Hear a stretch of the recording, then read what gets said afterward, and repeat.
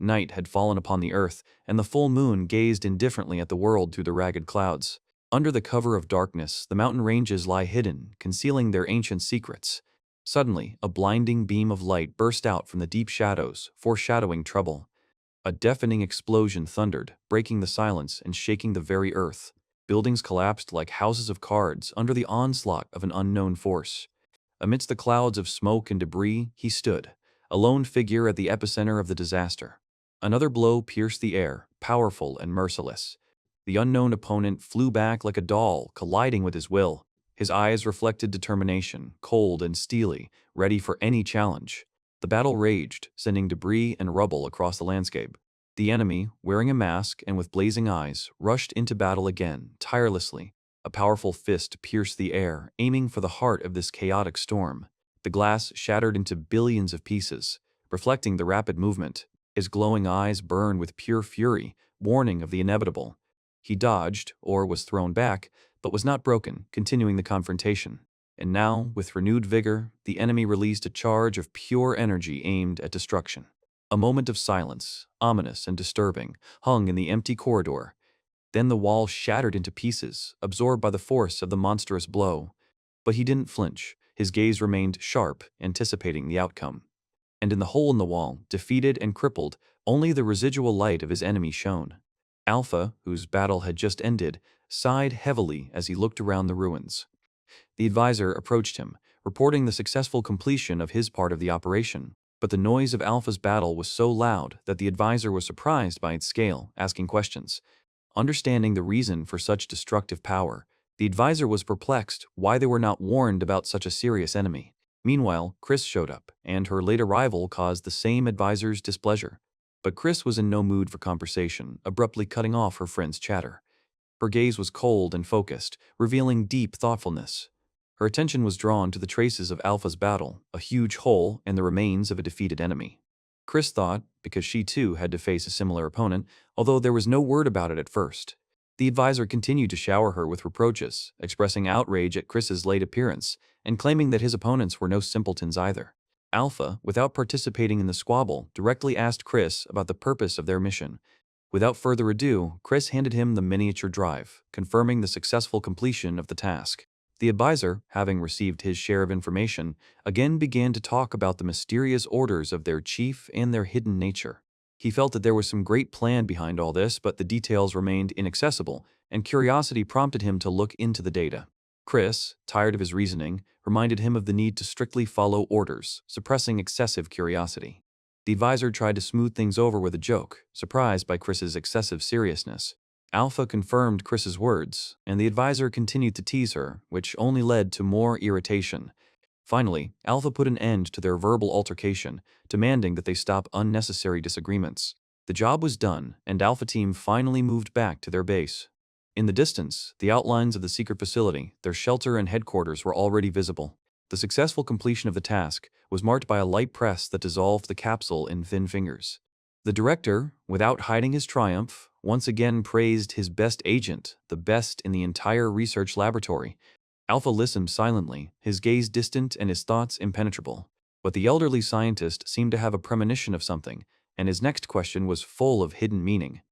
Then Alpha told of an unusual meeting, two modified people like guardians of something unknown. A feverish fire lit up the scientist's eyes, anticipating new, valuable information for his research. He crushed the capsule, as if symbolizing his insatiable hunger for knowledge and his ambitions that were striving upward. This mission, this data, were for him the key to escaping the confines of the laboratory and entering the wider world of serious research. "Rest, Alpha," he said, waving her away as if she were a pesky fly, promising only a monetary reward. The agent walked away silently, his footsteps echoing in the vast, soulless space. The doors slid open silently, allowing him to enter to his waiting comrades. "Finished?" Beta asked, and Alpha nodded. "Now we can rest."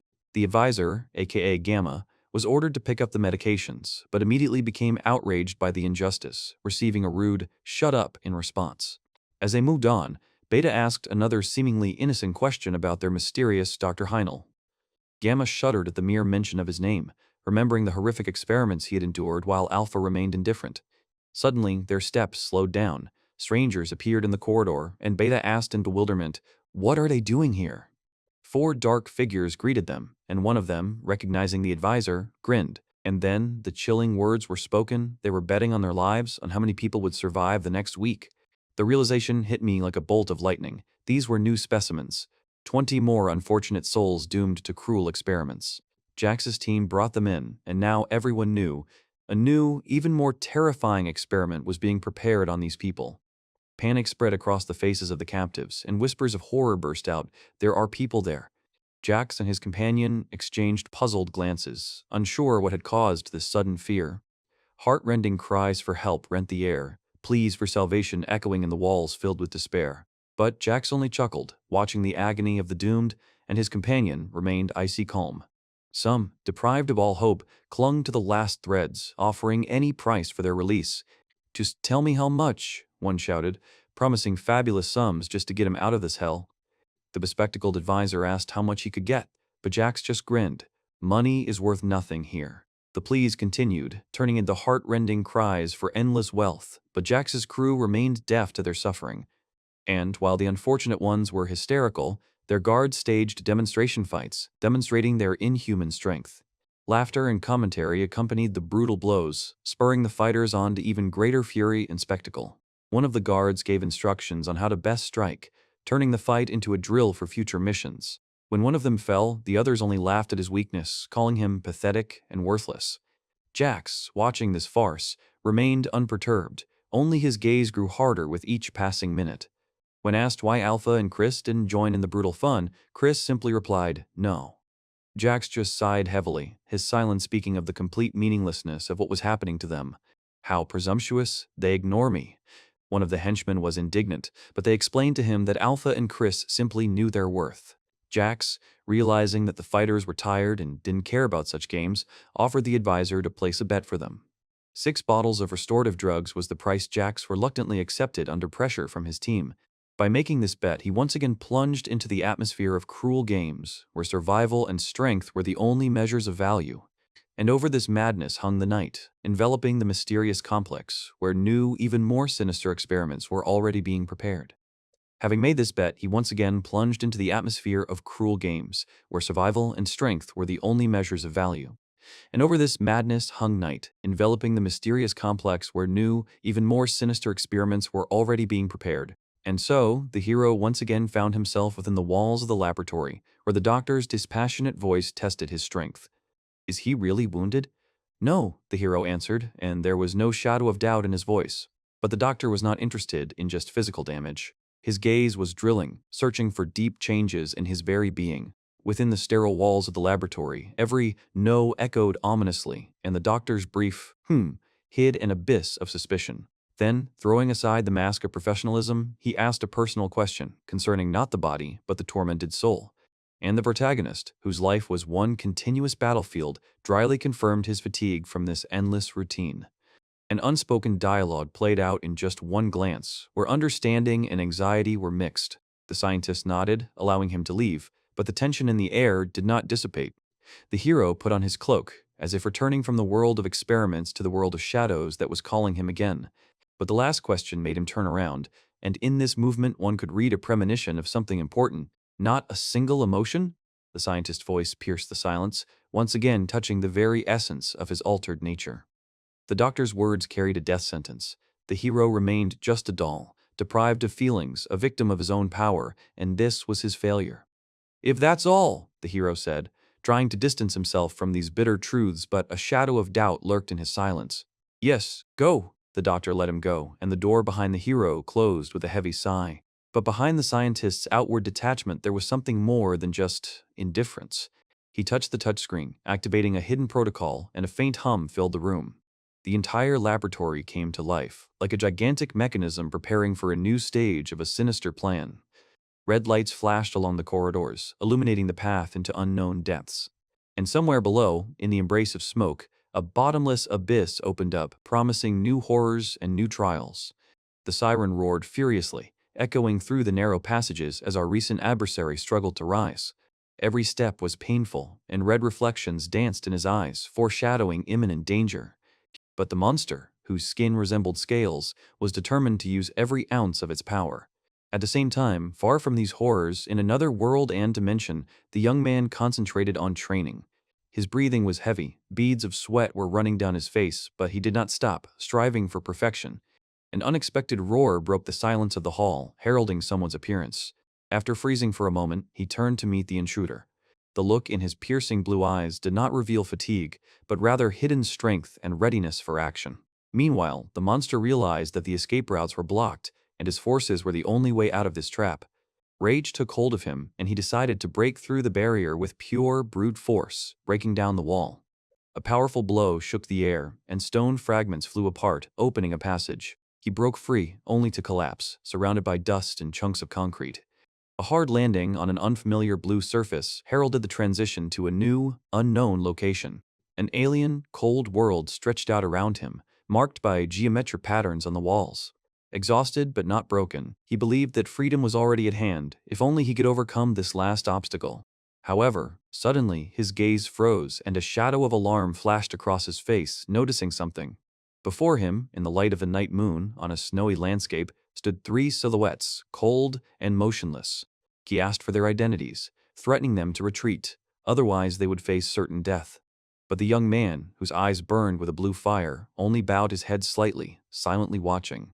And the monster, without waiting for an answer, prepared to attack, confident that his warnings had been ignored. The girl, whose back was wrapped in shadow, reacted coldly to the threats. Her gaze was piercing, and her words sounded like a challenge, full of hidden power.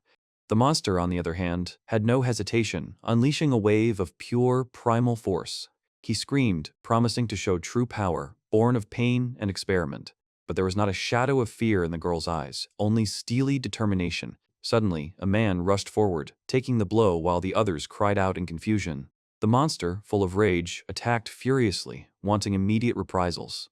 But the advisor, with astonishing composure, parried the ferocious blow. The next moment, the monster's hand was mangled, blood staining its flesh. The girl, seeing this, could not understand the advisor's motives. Her voice sounded desperate. But the monster did not retreat. Its limb turned into a deadly whip, bringing destruction. The advisor only smiled apologetically, explaining his actions as a desire to protect his companions. Their looks were mixed with distrust and awareness of the true scale of the threat. The monster was in disarray. His most powerful attack had not left a single scratch on his opponent, while he himself was bleeding. The advisor suggested that he retreat, hinting at the success of some experiment, but the monster did not want to give up. Meanwhile, the others watched this strange dialogue, full of unspoken questions. The advisor merely shrugged his shoulders, unable or unwilling to give a direct answer. "We don't know ourselves," he said with a mysterious smile, only increasing the mystery. The monster froze in bewilderment, his face distorted with confusion and anger. But this ambiguity only made him even more angry, and the ground beneath his feet shook with rage. Rage burst out of him as an unknown force crashed down next to him. But in the clouds of dust a figure appeared, whose grin pierced the air, announcing his find. The next moment, the nimble silhouette was already rapidly rushing across the vast expanses of the enormous structure, leaving behind a trail of energy. The monster, wounded and breathing heavily, could barely stand on his feet, his gaze expressing only despair. Suddenly, a shadow of rage flashed across the pursuer's face, and he shouted the name of his victim, Jax. But this momentary display of emotion was immediately replaced by a cold, calculating grin surrounded by an aura of menace. The other two, watching the fight from afar, remained calm, their gazes full of hidden anticipation. The leader, addressing his subordinates, casually noted that their inability to catch the fugitive even played into his hands. After all, as he declared with a predatory grin, this lab rat belonged to him alone. Jax, hearing this derogatory address, clenched his fists. A question flashed in his eyes, addressed to the offender, and growing anger. "I'm not a lab rat," he roared, throwing himself forward with the last of his strength, his bloodied hand becoming a weapon. But his opponent only smirked, his purple gaze hiding an abyss of coldness and contempt. His words were backed by a wave of power that shook the surrounding area, causing even distant observers to shudder. However, despite the mounting pain, Jax was determined to continue the fight, his face contorted with tension. He rushed forward, his bloody hand piercing his opponent's chest, staining his clothes with scarlet spots. And again, without a shadow of regret, he merely grinned, commenting on the progress of the experiment and refusing to save Jax. His supporters only silently shared this sinister joy, watching the torment. A desperate cry tore from Jax's chest as his strength left him, leaving only pain and rage. This cry turned into a powerful release of energy that left marks on the walls, but did not break the composure of the enemies. And, off to the side, one of the pursuers continued to watch what was happening with cold calm, his gaze remaining impenetrable. Only the girl's gaze, full of determination, pierced the cold night, hiding behind it a storm of unspoken emotions. And the other, with an expression of boredom on his face, seemed to be just waiting for this drawn-out game to end. Suddenly, a deafening whistle pierced the air, raising a whirlwind of dust and debris that filled the space. Towering over the fallen body was the same cruel executioner who, mockingly, reproached the victim for his self-confidence, not giving her peace even in her agony. Indignation flashed across his face. The refugee turned out to be weaker than expected, but even so, it served its purpose, becoming a step towards the desired cure. He turned to the advisor, puzzled by his gloom, and asked if he was tormented by regrets about the missed opportunity to capture the specimen alive. The advisor, with an inscrutable expression, explained that the experiment had failed and murder was the only way to avoid a much harsher punishment. But the executioner did not relent, accusing him of excessive feelings, since it was possible to take the fugitive under control without resorting to extreme measures. The advisor cut him off abruptly, reminding him of their true duty to kill anyone who tried to escape and not to succumb to senseless illusions. The words hung in the air, and the advisor looked away, his inner world seeming as silent as his agreement. A cruel grin once again twisted the executioner's face as he vowed to destroy every escapee so that no other specimen would even think about escaping. He turned to Alpha, as if asking for his opinion, but he only remained silent, like a stone. On the deserted site, above the body of the fallen, stood a group whose shadow only increased the feeling of the inevitability of fate.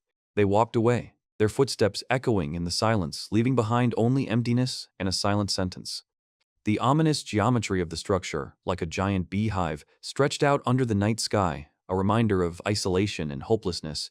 Inside, one of the doctors, shocked, suddenly cried out, seeing something terrible that distorted his face. Something fell with a dull thud and broke, foreshadowing trouble. And then came drops of blood, slowly spreading across the floor, like harbingers of a new catastrophe. Dr. Grain, furious, turned to his namesake, the guard, demanding an explanation as to how the specimen had managed to escape right from under his nose. Guard Grain, covered in blood and shame, muttered an apology, but was instantly interrupted by a merciless order. From now on, every incompetent guard would become a new model, for even so, they would be useful. The guard, having come to his senses, tried to justify himself, explaining that the sample was initially located in the wrong area, that it should have been isolated under increased security. But Dr. Grain, grasping the true meaning, interrupted him, clenching his fists. Does this mean that the experiment was a success? Guard Grain, his lips twisted into a smug grin, confirmed the suspicions, throwing out with cynical disdain that the strength of the sample had only increased slightly, while its speed had increased.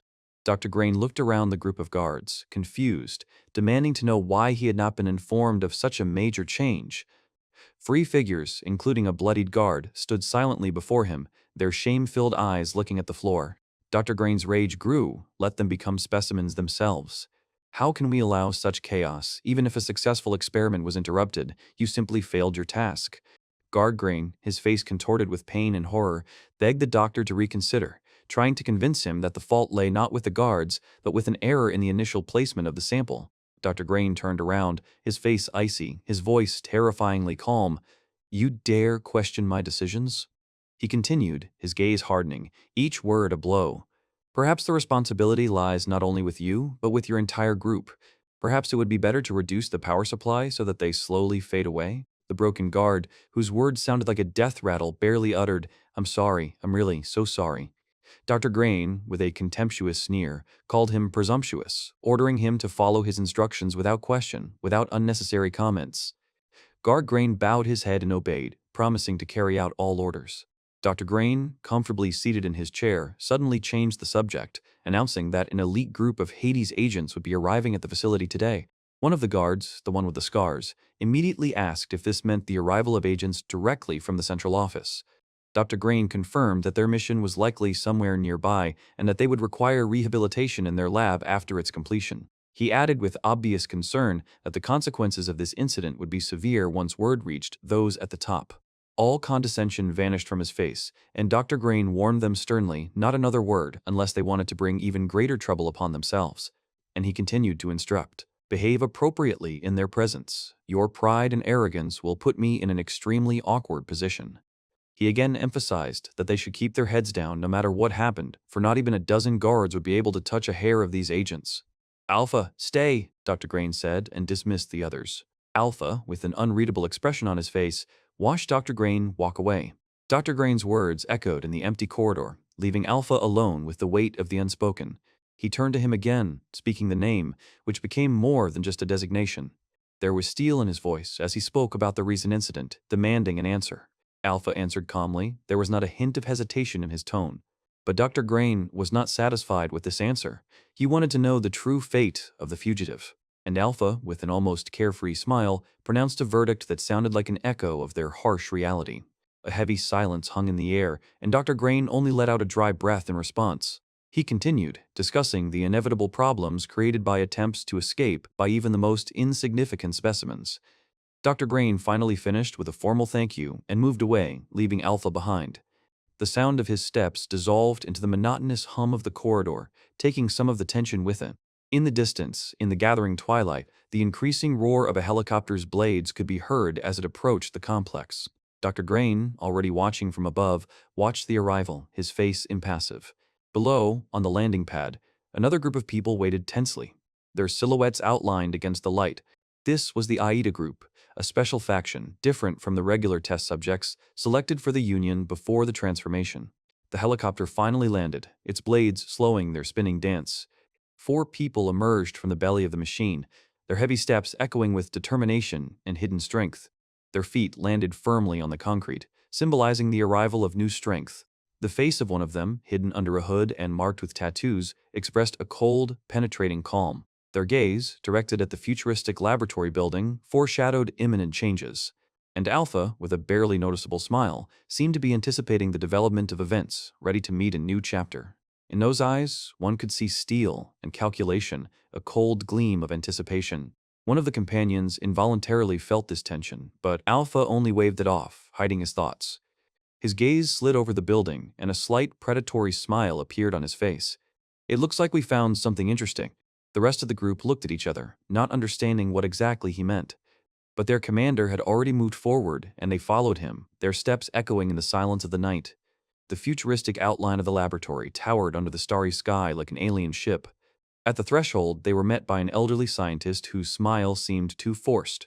He spoke of high orders and a comfortable stay, but his words were drowned out in an atmosphere of cold indifference. Alpha did not waste time on pleasantries, demanding that all available data be provided immediately. The scientist froze, his face distorted with sudden surprise and some confusion. Alpha gave Simon a clear and authoritative order: collect all information from the lab, from researchers to samples. Having recovered from the shock, the old man tried to resist, citing the strictest secrecy. But the woman from the team only smirked, realizing the futility of his objections. And the other, with a heavy look, made it clear that there was no room for debate here. The scientist realized that he was trapped, surrounded by unyielding shadows. Apologizing for his mistake, he hastened to assure them of his willingness to cooperate, offering the assistance of his best agent. "I hope you're not going to give us someone useless?" Alpha's mocking voice sounded. The scientist turned pale, swearing to send the most skilled one, while the girl could barely contain her laughter. Her comrade laughed openly, sarcastically remarking that it was unlikely that there would be any competent agents in such a laboratory. This slight was a humiliating blow to his pride, and the scientist only swallowed helplessly, feeling the world crumble beneath his feet. The brazen confidence in her voice demanded an immediate demonstration, as if her comrade's words had only piqued her curiosity. Their indifferent looks made it clear that for them, this scientist was nothing more than an instrument. The looming shadow of their tall figures loomed over him, turning his office into an interrogation room. The doors behind them closed with a distinctive hiss, cutting him off from the outside world and plunging him into an atmosphere of complete pressure. Under the table, the scientist's fist clenched convulsively, trying to hold back the growing wave of rage and humiliation. "These ignoramuses," he seethed inside, "they owe their position to me, and yet they dare to treat me like this?" This only strengthened his resolve to climb the career ladder so that no one would dare to humiliate him again. After all, he was the brain behind their successes, and he wouldn't let modified pawns trample on his genius. But then the anger gave way to bewilderment. Why did they need information about his research? Was his secret project, which ran counter to official instructions, revealed? Such checks were not usually carried out by such high-ranking agents.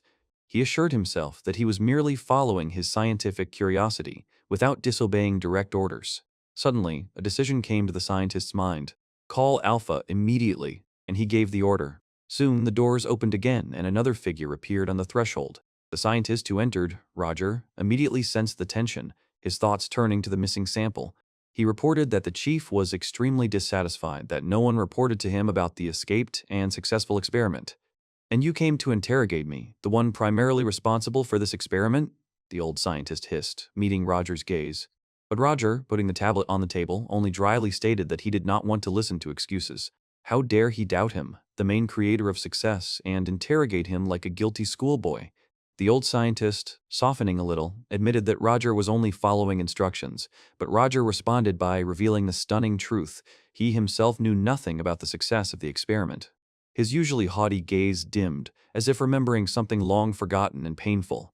He saw only a shimmering flask with an unfamiliar substance, seething like an evil will, foreshadowing a catastrophe. Somewhere deep inside he heard his own desperate whisper, "Please, be patient a little longer." In response to the furious cry of his tormented soul, "I can't wait any longer. I am strong enough to leave this hellish place." He remembered these tortures, these torments, when the body of his ward was distorted, and he himself, holding on to a ghost of hope, begged, "We have to wait. We need to determine what is happening to your body. As soon as this is over, I will prepare everything so that you can escape," he promised then, and these words echoed in his memory. But the pain was stronger than all promises, tearing apart the flesh and will of the subject. And so, on the brink of consciousness, the one he had condemned to torment humbly said, "I will obey you. If it weren't for you, I would no longer be alive." Gratitude mixed with unbearable guilt pierced Roger as he squeezed out, "Thank you for listening to me." Suddenly, this fragile moment of understanding was shattered by a sharp, piercing alarm that tore through the silence of the laboratory. Heavy footsteps and the clanking of weapons announced the approach of a Special Forces unit, their faces hidden behind masks, their intentions hidden behind a stern order. His eyes reflected genuine horror as he exclaimed, "What's going on?" A cold, emotionless voice reported the escape of the specimen, leaving Roger in a closed but no longer safe room. The iron doors slammed shut, cutting him off from the outside world, and the growing wail of sirens only increased the feeling of isolation. Alone, a prisoner of his own decisions, Roger was left standing in the middle of the empty corridor, surrounded by the echoes of his failures. But the moment of despair gave way to determination. A stubborn fire blazed in his gaze again, promising a fight. His clenched fist spoke louder than words. He was not going to give up, even when it seemed that all was lost. Meanwhile, far from the scene of chaos, three mysterious figures discussed Dr. Heinel's visit, unaware of the drama that had occurred. Alpha listened to their words with an inscrutable expression, but his thoughts were clearly far beyond this superficial conversation. His companion continued to talk about the doctor's impeccability, ignored by Alpha, as if he were conducting an internal dialogue with himself. "The boss is overly sensitive," she murmured thoughtfully, trying to understand his anxiety, not realizing the full depth of the impending threat. Alpha seemed to wake up from a spell, suddenly remembering something important, but reality caught up with him. His companion reminded him that the chief had been expected for a long time, and the entire team suddenly slowed down. There was an unspoken tension in the air, foreshadowing an inevitable clash with the top brass. The doors before them slid silently open, revealing the way into the heart of their dark world. The chief, with cold detachment, ordered Alpha and his team to join the mysterious Hades group in order to conduct covert surveillance. "Don't let pride blind you," he warned, instructing them to investigate the aliens' true motives and report any deviations. The stern order echoed. This secret mission must remain a secret, known only to the two of them and Alpha's faithful companions. A short yes was the only answer, and Alpha, obeying the order, turned to leave the office. Alpha's lone figure moved away across the endless floor, each of his steps echoing dully in the vast space. "Alpha!" the chief's voice sounded again, full of a new, unspoken threat. He reminded Alpha that the entire lab's existence depended on him, and any attempt to remove him would jeopardize their very existence. And he added ominously that the consequences for Alpha and his group in this case would be just as fatal as for the entire project. Returning to his team, Alpha coldly announced that from now on they were to help Hades group without going into details. The companion asked in bewilderment what exactly they would be helping with, but a tense silence followed. "Why are you silent?" he said indignantly, suspecting that their role would be reduced to unquestioning obedience. A mask of impenetrability froze on Alpha's face, hiding a storm of internal doubts and anxieties.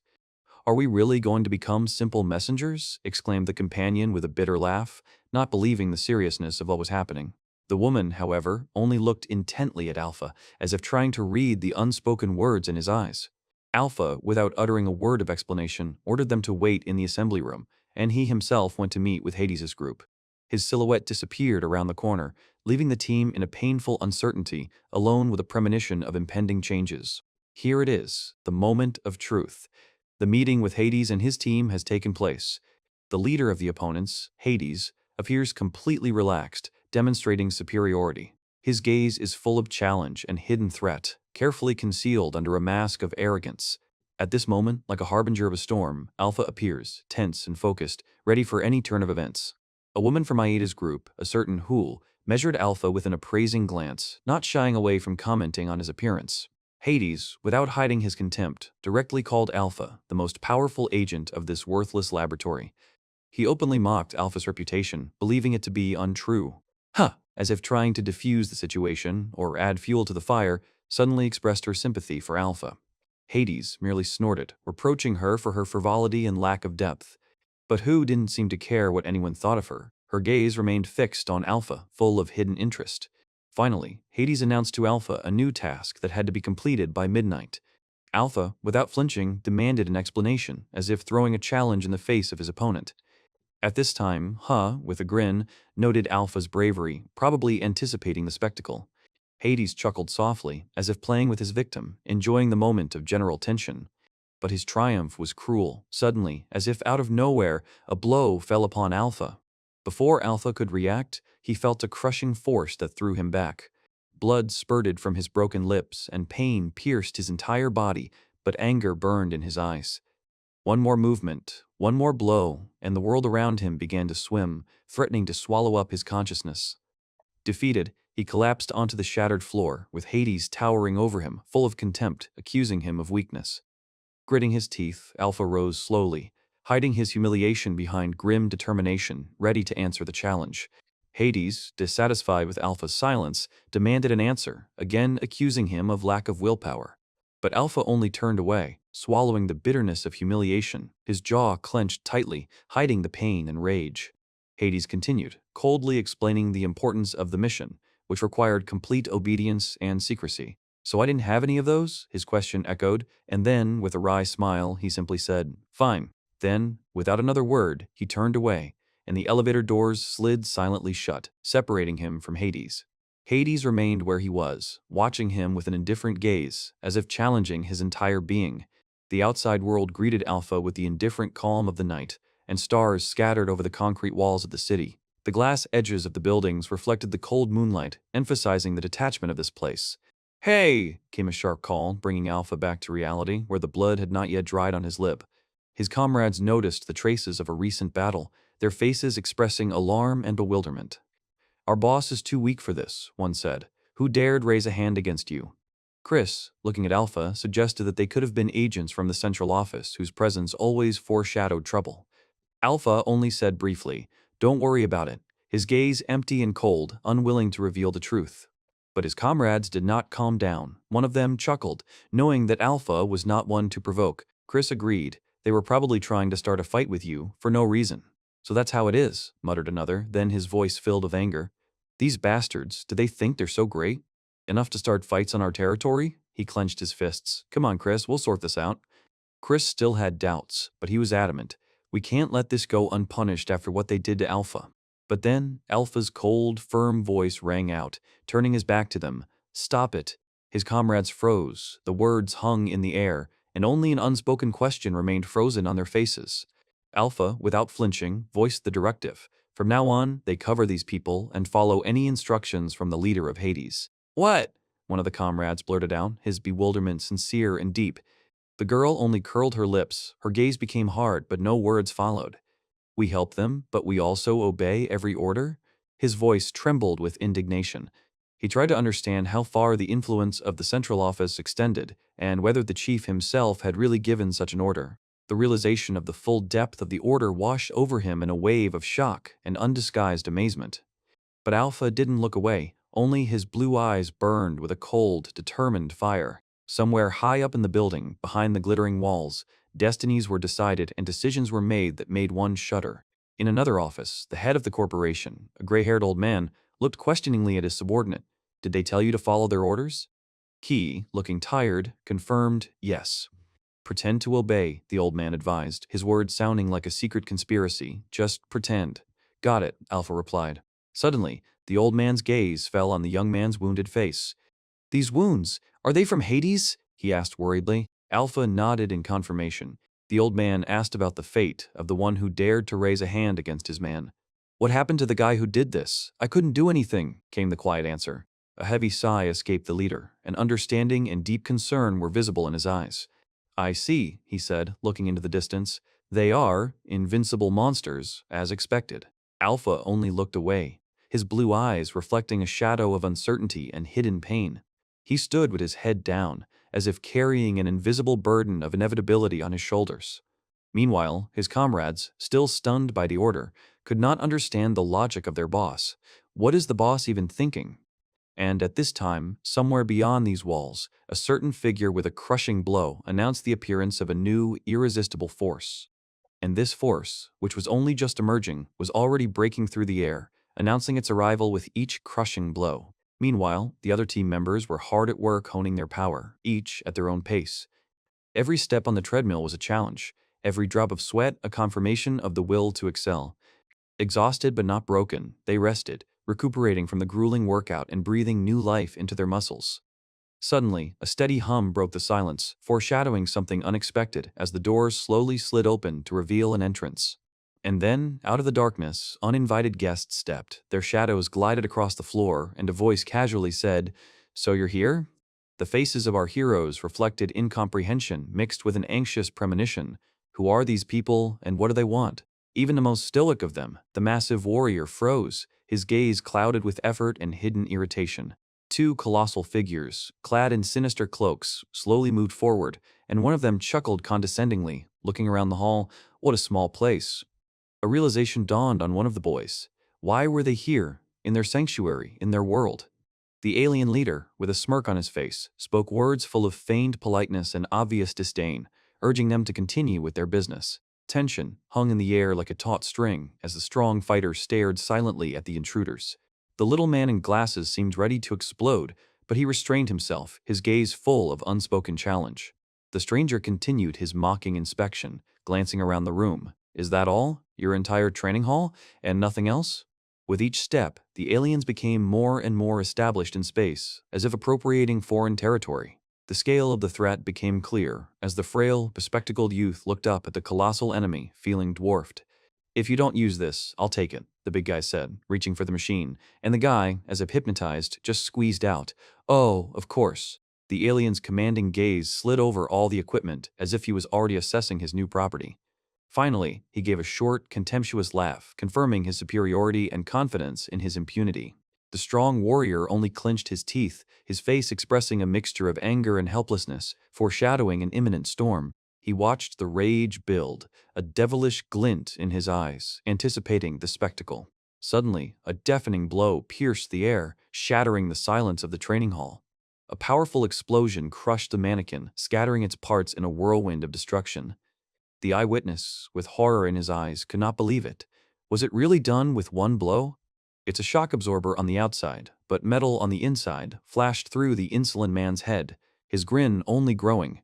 But the warrior was already standing in front of new, much more massive targets, preparing for a new attack. His gaze was focused. Every movement exuded strength and fierce determination. The amazement on their faces left no doubt. Such power, such speed. It was beyond comprehension. A contemptuous voice broke the silence. Unstable, these pairs are for weaklings. Meanwhile, the iron gates opened, inviting us to a new stage of testing.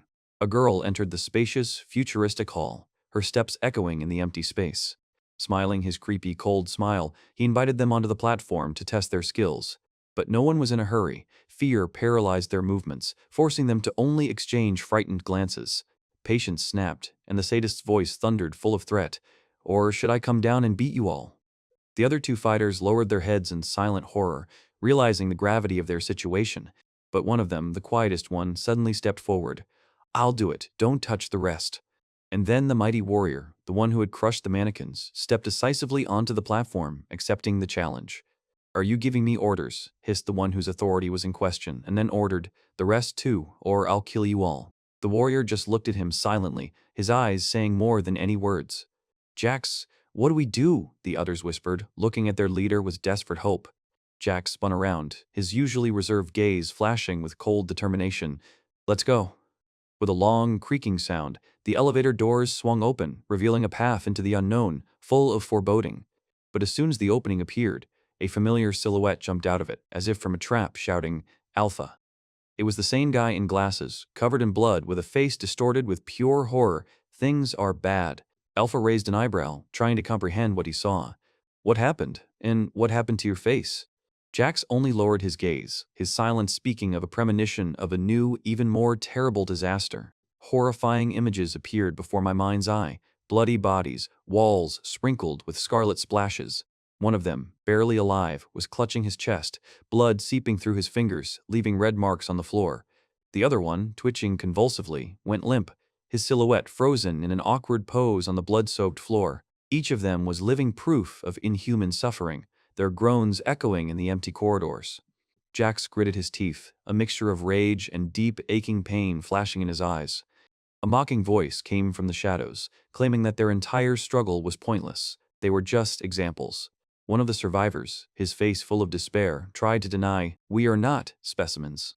But the merciless voice continued, pointing out their fate. The survivors were just the lucky specimens of an experiment. He explained that some are used until they die, while others are sent for recycling to new factories. "You are not the chosen one," the voice said mockingly. "You are just one of millions of specimens who have passed through this." The tortured warrior, gathering his last bits of strength, croaked in a breaking voice, We are no longer paragons." The scoffer merely curled his lips into a contemptuous grin, his eyes expressing cold disbelief. At that moment, Jax's rage exploded and he rushed forward, intending to prove his point with his fists. His face, scratched and bloody, was distorted in a grimace of pain, but his gaze remained steely and unwavering. "Your spirit is still unbroken, even after everything you've been through," came the mocking voice of the enemy, watching the fallen Jax. Every movement caused unbearable pain, but through the abrasions and blood only unbridled determination broke through. The one standing above him, with a cold smile, condensed dark energy, preparing to deliver a blow that could break anyone. But Jax just gritted his teeth, his eyes flashing with defiance, as if to say, "I can take whatever you throw at me." With the grace of a predator, the enemy unleashed a barrage of blows on him, mockingly inviting him to raise his hands and become a model of fortitude. At that critical moment, as another crushing blow rocked Jax's body, the elevator doors behind him suddenly swung open. The group of strangers, previously hidden behind the steel doors, now stood frozen on the threshold, their faces distorted with horror and shock. A crimson rage consumed Jax's consciousness, giving him strength that should have been gone. His opponent, enveloped in a whirlwind of destructive energy, was preparing his final, fatal throw. The explosion scattered everything around, and the stone walls shook under the force of the collision, echoing throughout the corridor. Jax, shielding himself from the debris with his hands, seemed about to collapse, but his will still burned. "Grain!" one of the new arrivals exclaimed, his voice full of despair and concern for the fate of the falling fighter. But there was another among them, a tall young man with a cold gaze, who silently watched what was happening, his thoughts remaining a secret. The depth of his blue eyes concealed more than just shock. There was calculation and anticipation there. A mocking smile blossomed on the aggressor's lips as he addressed the young man. "Alpha, right? Come up to me." The young man did not utter a word, but his gaze, full of unspoken emotions, slid across the battlefield, assessing the situation. "Why are you frozen? Afraid of a repeat?" The enemy continued mockingly, promising to hold back, this time just to challenge him to a fight. The opponent's words shocked everyone. "He beat up Alpha?" the spectators whispered in bewilderment, not believing what they heard. Irritation flashed in the aggressor's eyes. "I made myself clear. My orders must be carried out," he demanded, not tolerating disobedience. But the young man raised his head, and his voice was clear. "My duty is to follow Hades' orders, not yours." The challenge thrown down by the young man evoked only a contemptuous chuckle. But the laughter quickly gave way to a fury that threatened to tear apart the space. In response to this threat, the young man's eyes did not waver. remaining unwavering. However, the impending conflict was interrupted by the sudden appearance of a third party. "Simon, stop this instant," a commanding voice rang out, calling for order. "If your rudeness doesn't subside," he said, looking down, "I'll take care of you myself." The aggressor seemed puzzled by this unexpected intervention. Then, turning to the observers, he addressed one of them with a question. The young woman with lilac hair silently met his gaze. Meanwhile, Simon chuckled, throwing out a phrase about overconfident people at this place. The woman's expression became cold as ice. His companion, trying to defuse the situation, suggested taking care of the wounded. The man in white only snorted briefly, as if he had not expected such a turn of events. "I'll find out your name later," he said as he walked away. As he passed the young man, he added, "You're from the Alpha Group, aren't you? That means we'll meet again." Footsteps echoed through the empty hall, leaving behind a tense silence. The wounded soldiers only looked at each other silently, shocked by the developments. Fatigue and confusion were visible on their battered faces. But there was not a shadow of fear in the young man's eyes, only restrained determination. A moment later, someone muttered, "So even Alpha couldn't stop them? It seems his strength is only great compared to us." Beaten and humiliated, they helped a comrade whose wounds were much more serious than just bruises. But he already knew that the agents from the central office were in a completely different league, and their power was unmatched by anything. His heart pounded in anticipation, for the power he had just beheld was beyond comprehension, and he craved it. An iron grip of determination clenched his fist, painting the space around him crimson. He vowed to obtain this power at any cost, stopping at nothing. Against the backdrop of the setting or rising sun, a building stood tall, guarding its secrets and its power. Upon returning, he stated that most would get off with just a slight fright, but for some, the consequences would be much more serious. Concerned, he inquired about Gray's condition, and there was a heavy pause. The answer was a horrific sight. Gray, his bones broken and his organs damaged, was on the brink of life and death. The woman with purple hair listened silently, deep sadness visible in her eyes. The other young man only looked down thoughtfully, realizing the hopelessness of the situation. But the rage grew. "Who are they anyway to cause such chaos here?" flashed through the air. He demanded an answer from Alpha, confident that their boss would not let this go unpunished. Alpha only sighed heavily, unable to find words that could comfort or explain.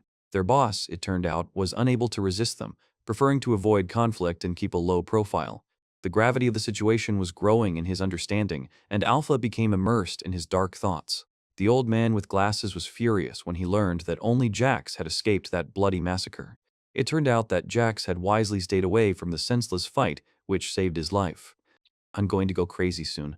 The gap in power is huge," the old man whispered, clutching his head. "What are you going to do?" And then his tone changed to a threatening one. "Alpha, be careful. Obey them unquestioningly, no matter the cost." Alpha only exhaled briefly, accepting the order. The old man, letting him go, wearily asked, "Go away." But Alpha, looking around the room, only grinned. "Everyone here is just pathetic trash that miraculously managed to survive, nothing more." His silent gaze was full of contempt and barely restrained irritation. The old man, in his panic, continued to mutter about the crushing defeat inflicted on him by one single man. "We knew they were strong, but not that strong," he groaned. "This guy didn't even show the slightest difficulty in the fight. How could he be so incredibly strong?" The pink-haired girl just watched silently, thinking that the effects of their power didn't affect them, but it had a very strong effect on Alpha and the others. The sudden sound of the door opening broke the tense silence. Two hooded men entered, one of whom, looking around the modest room, noticed that it was just a cramped waiting room. Seeing the uninvited guests, the guy raised his eyebrows, asking, "Why did you come here?" The one with the pierced nose announced that they were leaving on a mission at 1 o'clock in the morning and ordered them to be ready. He then explained that he could send someone else on this errand, but he preferred to come himself to check something else. The girl only closed her eyes, continuing to remain silent. The blonde desperately shouted at Chris to answer because his silence was driving him crazy. As the guests were about to leave, the guy asked them, "Well then, I'll see you later. What mission awaits us?" But his sudden question made the hooded man stop abruptly and turn around, demanding that he repeat what he had said. Alpha, without flinching, repeated his question. "I asked what the mission would be." The one in the hood just hissed angrily. "Have you forgotten? I already told you to be a good boy and just do what you're told." "I'm only asking for the basics," Alpha countered. "Knowing the details of the mission in advance is crucial." The conflict escalates as Alpha tries in vain to reason with his enraged companion. But then a third, larger member of the team intervenes, ordering them to shut up and not cause any more trouble. Pretending that everything is settled, Alpha only smiles crookedly, acknowledging receipt of the order. But the anger didn't go away. It just hid behind disgruntled muttering about how much all this was infuriating him. And now the three of them leave, leaving Alpha alone in the empty room, plunged into an anxious silence. But in another part of the building, Alpha seems to find at least some sympathy from his companion, but his frustration is obvious. Meanwhile, somewhere in the depths of the complex, blue circuits pulse across multiple monitors, hinting at complex calculations.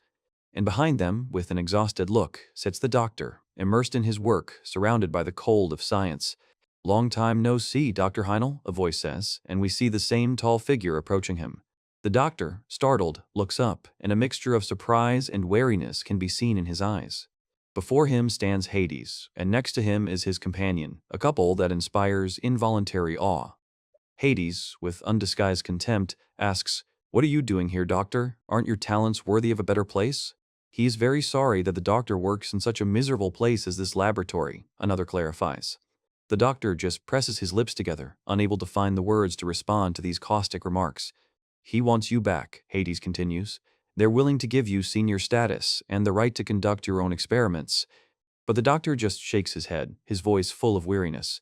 "I don't want to go back there again." Hades' face darkens, and his question, "Are you refusing this offer?" is laced with an undisguised threat. "No, I'm just useless," Heinel replies, touching the papers lying around. "Otherwise, how would I have ended up here?"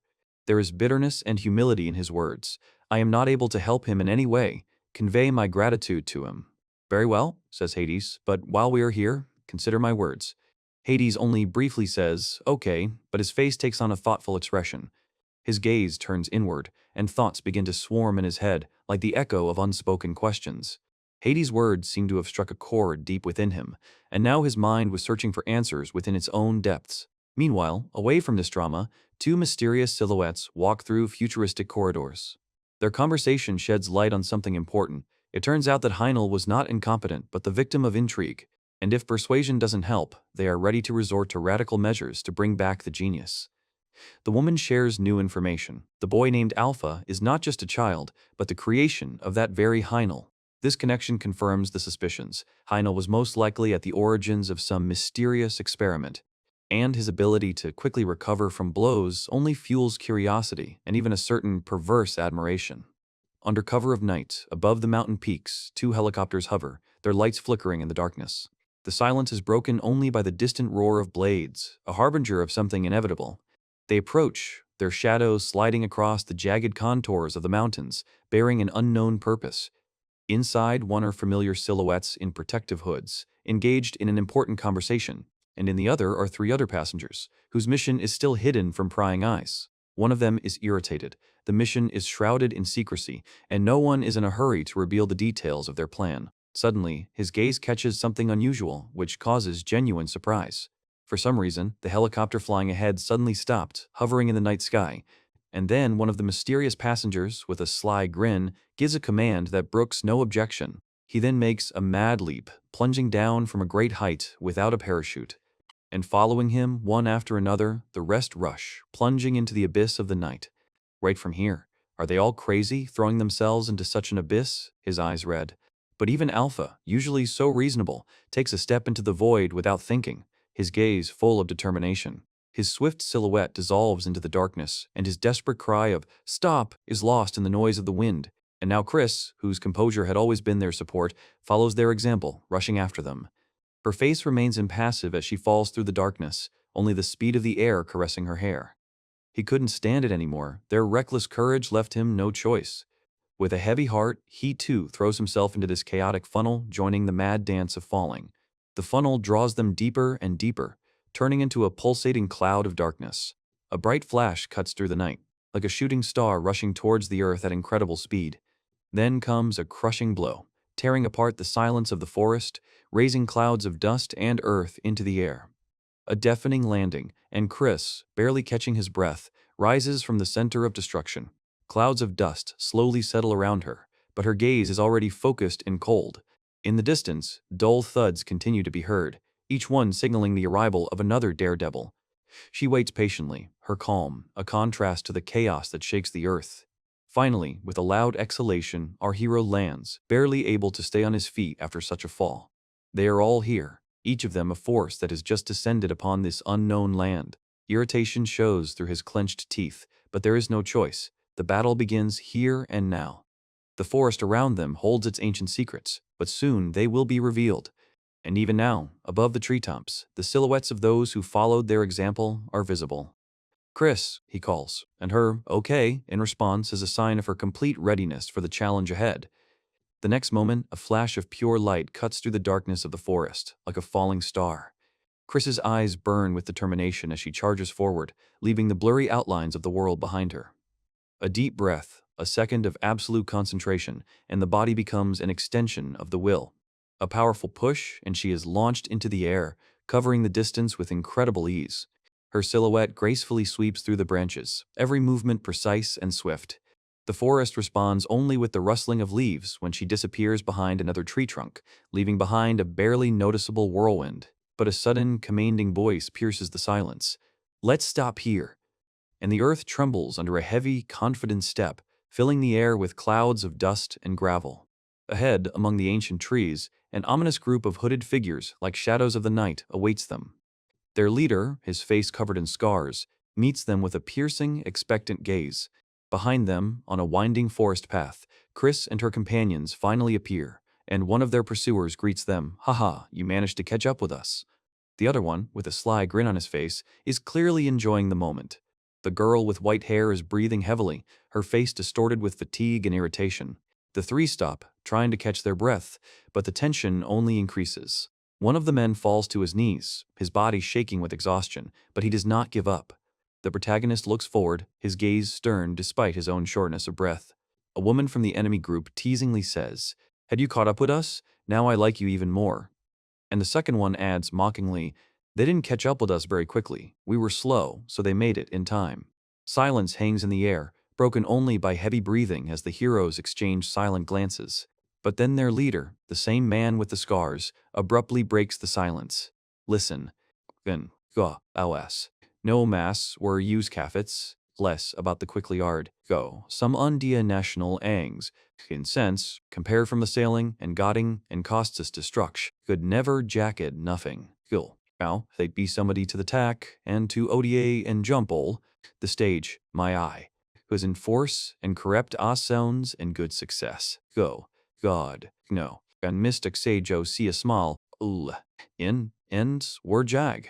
And its masting inter W's or active, blue, while one of them demonstrates incredible strength. Additional forces arrive at the base of the seemingly defenseless hunters, but even armored vehicles are unable to withstand the onslaught of his insane power. He just smirks smugly because it was too easy for him. His minions only watch silently, confident in his superiority, and the area around is transformed into a field of total destruction. All that remained of the military vehicles were charred remains. The ground around is pitted and charred, as if after a meteor shower. Somewhere in the distance, on the top of a cliff, our heroes observe this eerie picture. They are amazed by the sight, realizing that these are real monsters. The main villain, not having found his target, asks about her fate. One of the subordinates reports that the target probably escaped, leaving only traces. Rage flashes in his eyes when he hears about a possible escape. His gaze fills with cold fury. Failure is not something he is willing to forgive. The next moment, a sharp explosion occurs next to them. It's getting dark, the stars begin to twinkle in the silent sky. Among the dense forest shadows, the two continue their journey, and other ruthless pursuers are already racing in their footsteps. The face of one of them expresses only determination to carry out the order at any cost. They rush forward, leaving behind clouds of dust, as if the earth itself were groaning under their pressure. But suddenly, as if by an invisible signal, their run is interrupted. Silhouettes appear ahead, against the backdrop of the rocks. The old man being carried manages to force out a question full of disbelief. "Are you really planning to run away?" One of those standing there, with a slight grin, confirms their guesses, as if anticipating the inevitable. "But why?" the old voice echoes in the silence of the night, finding no answer. Without wasting a second, they abruptly change course, taking off again, desperately searching for a way to escape. At that very moment, a new player emerges from the darkness, his face distorted by a sinister smile. Found it. The chase continues, but now the distance is closing, and every second seems like an eternity. His gaze is piercing and his voice is filled with superiority. "Where will you go now?" A sudden blow shakes the air, tearing a cry of pain and despair from the chest of one of the fugitives. A lightning-fast tackle, and the ground disappears from under the fighter's feet, sending him plummeting. A powerful blow shakes the ground, raising clouds of dust as the other fighter desperately tries to dodge. Rocks crumble and fly apart, demonstrating a monstrous force capable of changing a landscape. The hunter, not at all surprised, just grins. So you are a modified human. One more step, firm and confident, foreshadows a new, inevitable attack. And now he's in the air, his blow like a hammer falling on the enemy. The blow hits its target with terrifying force. The body flies back, and the air is colored with scarlet splashes. The powerful explosive impact turns the fighter into a tiny dot, carried away. Trees bend and break, confirming the inhuman power of this collision. The hunter calmly lowers the fallen body, holding it by the head, and there is not a drop of compassion in his eyes. However, for such a swift blow, the pain must have been fleeting. The hunter only looked on indifferently at the consequences of his power. But defeated, bloodied, and broken, he was still breathing, and a spark of rage still glowed in his eyes. Memories of the recent skirmish, of the power he had encountered, pierced his consciousness. Suddenly, a realization flashed in his eyes. Something terrible, something he had missed until now. Trembling hands touched his face, trying to calm the painful throbbing. But it wasn't just physical damage, it was a premonition of impending doom.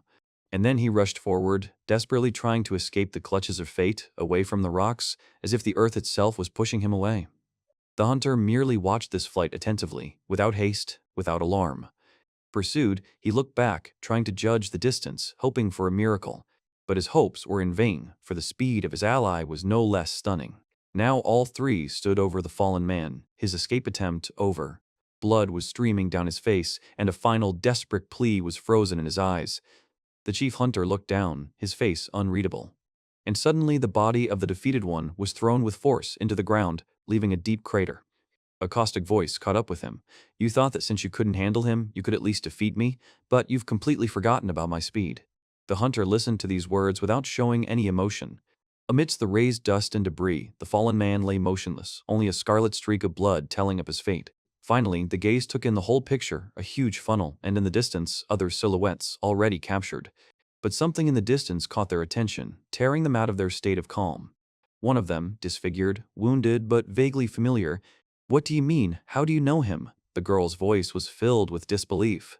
It's strange that I even know him, because he was a specimen that was eliminated so long ago that he wouldn't even be worth remembering.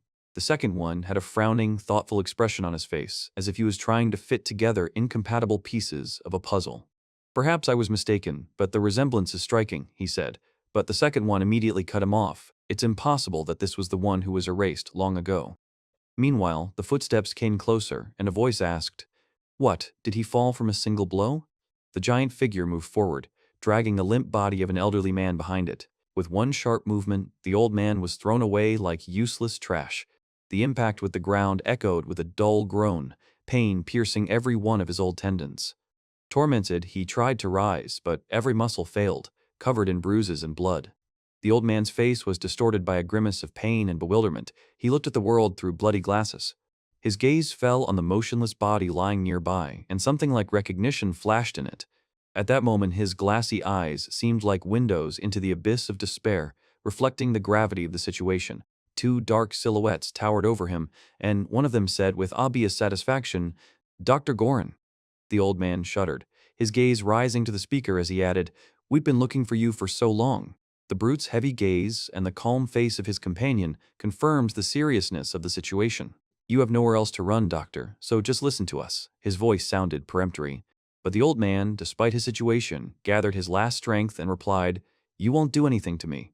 And, as if to confirm his words, he raised up a small object clutched in his bloody hand. The big guy's eyes flashed with surprise, and then alarm, when he realized what it was. The thug's cold gaze, full of unspoken threat, turned towards the daredevil. But the professor, wounded but unbroken, declared that he would rather blow himself up and drag them down with him. However, his words were cut short by a sudden, crushing blow that made the world swim before his eyes. A strong kick threw the unfortunate old man back, and he fell heavily to the ground, staining it with his blood. A young man standing in the distance silently watched this merciless scene. The villain grinned and issued a mocking challenge, anticipating new, even more excruciating suffering. One sharp movement, and the hand holding the detonator was separated from the body with a crunch, and the object fell helplessly to the ground. A shrill cry of pain, full of horror and agony, broke the silence as the professor clutched his mutilated appendage. The brute, enjoying the spectacle, stood over the writhing victim, not giving him a second's respite. His body was thrown back again by the merciless blow until it lay motionless at the feet of the silent witnesses. From the old man's eyes, despite the hellish pain, came the light of desperate, irreconcilable hatred. Another scream, even more piercing, echoed off the rocks as the torture continued without end. The brute pronounced the sentence: for betraying the Union, the professor would not die easily. Every breath he took would be torment. The protagonist merely looked away, allowing the surrounding darkness to hide his true thoughts. And above all this towered the figures of the executioners, their faces gloomy and unwavering, as if carved from stone. Finally, the squad leader announced that the target had been neutralized and ordered them to return to base, keeping the prisoner under guard. Instantly, his hands reached out to the professor's helpless body to drag him away. The professor's weak body was dragged along the ground, leaving behind a trail of blood and intermittent groans. And again, a short, decisive order was heard: drag him. Soon, the entire group disappeared into the dense darkness of the forest, taking with them the victim and the ominous promise of continued torture. He struggles internally, weighed down by the nature of their missions, the horrors to which they are condemned. But suddenly, the victim's tortured muttering pierces the silence of the night, screaming a name: Alpha. The bleeding old man on the ground, raising his head with difficulty, begs for one thing: a merciful death. The shocked partner immediately realizes the full scale of this staggering situation. There is nothing more terrible than the inevitability of the fate prepared for him, and he desperately seeks deliverance. Something elusive flickers in Alpha's eyes as the companion tries to comprehend what is happening. It seemed as if the night itself held its breath, awaiting his answer. But instead of words, a dull thud is heard, and one of their group falls lifelessly to the ground. The second satellite, trying to maintain control, reminds them of their main task and Simon's orders. He shouts to the rest of the group, demanding action, but they only stand there, overcome with fear and confusion. At this moment, another one appears, whose presence radiates an oppressive aura and discontent. Motionless and silent, she watches the scene like a detached judge. And in the eyes of the old prisoner, one can read only boundless horror before the new face. Simon, his patience exhausted, unleashes his wrath on the stunned performers. In an apologetic tone, one of them tries to justify the fact that the victim was not submissive enough. But Simon doesn't want to listen to excuses. His iron-claw grip closes on the old man. Contempt is evident in every word he addresses to those who failed. And again, a cry, full of pain and hopelessness, is heard as the prisoner is lifted up with force. One of the pursuers, leaping into the air, carries his load away from the crime scene. The remaining three just watch the disappearing silhouette, their faces hiding the depth of the emotions raging inside. The contrast of darkness and light reflects the internal conflict as his gaze pierces the void like a blade. But reality returns to the walls, where a simple phrase breaks the oppressive silence, demanding an answer. He shares his thoughts on recent events, on the astonishing power that has come to light, stunning even them. Their bodies are fortresses, radiating energy, while their own flesh is fragile, constantly on edge. Chris's cool response calls for humility, for comparison with such power is meaningless and painful. He agrees, but a shadow of envy and recognition of his own insignificance flashes in his eyes. Suddenly, a new question arises, shifting the focus to the absence of a key figure: Alpha. A thoughtful, is a harbinger of new solutions, a new direction in this tangle of mysteries. He decides to go to the medical department, perhaps to gather more information or provide support. With a slight smile, he invites Chris to join him, sharing his worries or hopes. But Chris, lost in her thoughts, only shakes her head, preferring to remain alone. Night envelops the majestic buildings, where invisible activity rages beneath the light of the windows. And somewhere else, another gaze, sharp, insightful, studies unknown data. On the monitor screen is grim confirmation. Two of them, designated as SE, are no longer residents of this world. There is no shock on his face, only cold concentration, as if each death is just a number in an equation. Flashbacks or dossiers, three masked men, their faces full of determination, their eyes a gleam of ruthless will, and the vision of the fallen, whose life fades away under the silent gaze of the one who stands above him, denouncing the cruelty of the moment. Meanwhile, a lone figure hunched over the console, absorbed in the flow of information in the quiet of the office night. The lights of the upper floors illuminate the night like lighthouses in an ocean of silence, hiding their secrets. And so he leaves this space, each step sounding like the last echo of the decisions made. Within the laboratory walls, Dr. Heinel seemed to be lost in his usual train of thought until an unexpected presence made him look up. This is Alpha. His sudden appearance at such a late hour leaves the doctor undisguisedly surprised. Heinel, trying to understand the reason for this visit, asks about the recent mission, about possible injuries, but Alpha only briefly waves him off. Alpha didn't come for answers about his health, but with a question that was obviously tormenting him from within. Such straightforwardness is not typical of Alpha, and the doctor, sensing a catch, tries to find out the real reason for his visit. In response to this, Alpha, without hesitation, asks his main question, sounding like a gunshot in the silence of the laboratory. Is specimen 034 dead? The name specimen 034 causes the doctor instant confusion, his gaze momentarily losing its firmness. He hastily confirms the official version, talking about the failed experiment and the elimination of all its participants. But Alpha isn't ready to accept these words. He's seen sample 034 with his own eyes, and this reality doesn't match the official reports. Alpha's words hit the doctor like a cold shower, his face contorting in instant shock. Can the dead really come back? The doctor tries to convince himself and Alpha that no one but him survived that failed experiment, but Alpha only firmly confirms, yes. Beads of sweat run down the doctor's temples, his gaze darting about, trying to grasp the elusive logic. He rushes to offer a medical examination, trying to write off what he saw as hallucinations, a side effect of those very experiments. But Alpha cuts off this convenient version, stating that he was not the only one who saw them. What? The doctor asks in a breaking voice, his world beginning to collapse. Alpha continues, revealing that he encountered other specimens on the mission who were also considered disposed of after the failed experiment. Moreover, 2 of them were far from failures. Their physical condition was too ideal for such statements. The doctor falls silent again, his gaze plunging into the void, trying to piece together the fragments of a shattered picture of the world. Finally, he comes to the conclusion that Alpha is right, and his mind is clear. One last question remains. Did you catch them? Alpha's cold reply pierces the silence, signaling the complete extermination of those the doctor was searching for. The doctor only nods, understanding the scale of the disaster, and asks a new, even more disturbing question about betrayal. Alpha's gaze is firm. Information about the surviving specimens is their own, closely guarded secret. While Alpha promises to investigate, another member of the group hastily prepares to report to the leadership, unaware of the hidden threat. But Alpha abruptly stops him, realizing that haste could only worsen an already critical situation. The doctor explains the true stakes. If Alpha's information is correct, it means betrayal at the very heart of their organization. The true failures turned out to be successes, and the replaced data hides something far more sinister, turning everyone around into a potential target. In the depths of Alpha's eyes, there is a flicker of awareness of the gravity of the situation, and silence speaks louder than any words.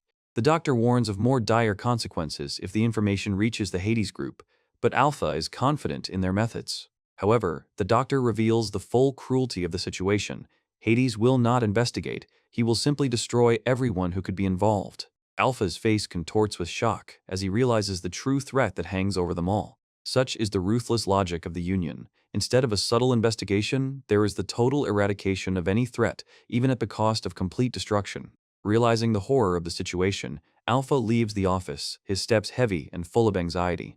Thoughts race through his head, trying to find a way out of the deadly trap they had all fallen into. But his thoughts are interrupted by an insistent voice calling his name, which does not bode well. A disgruntled colleague stands before him, expressing long-simmering envy and suspicion regarding Alpha's special position.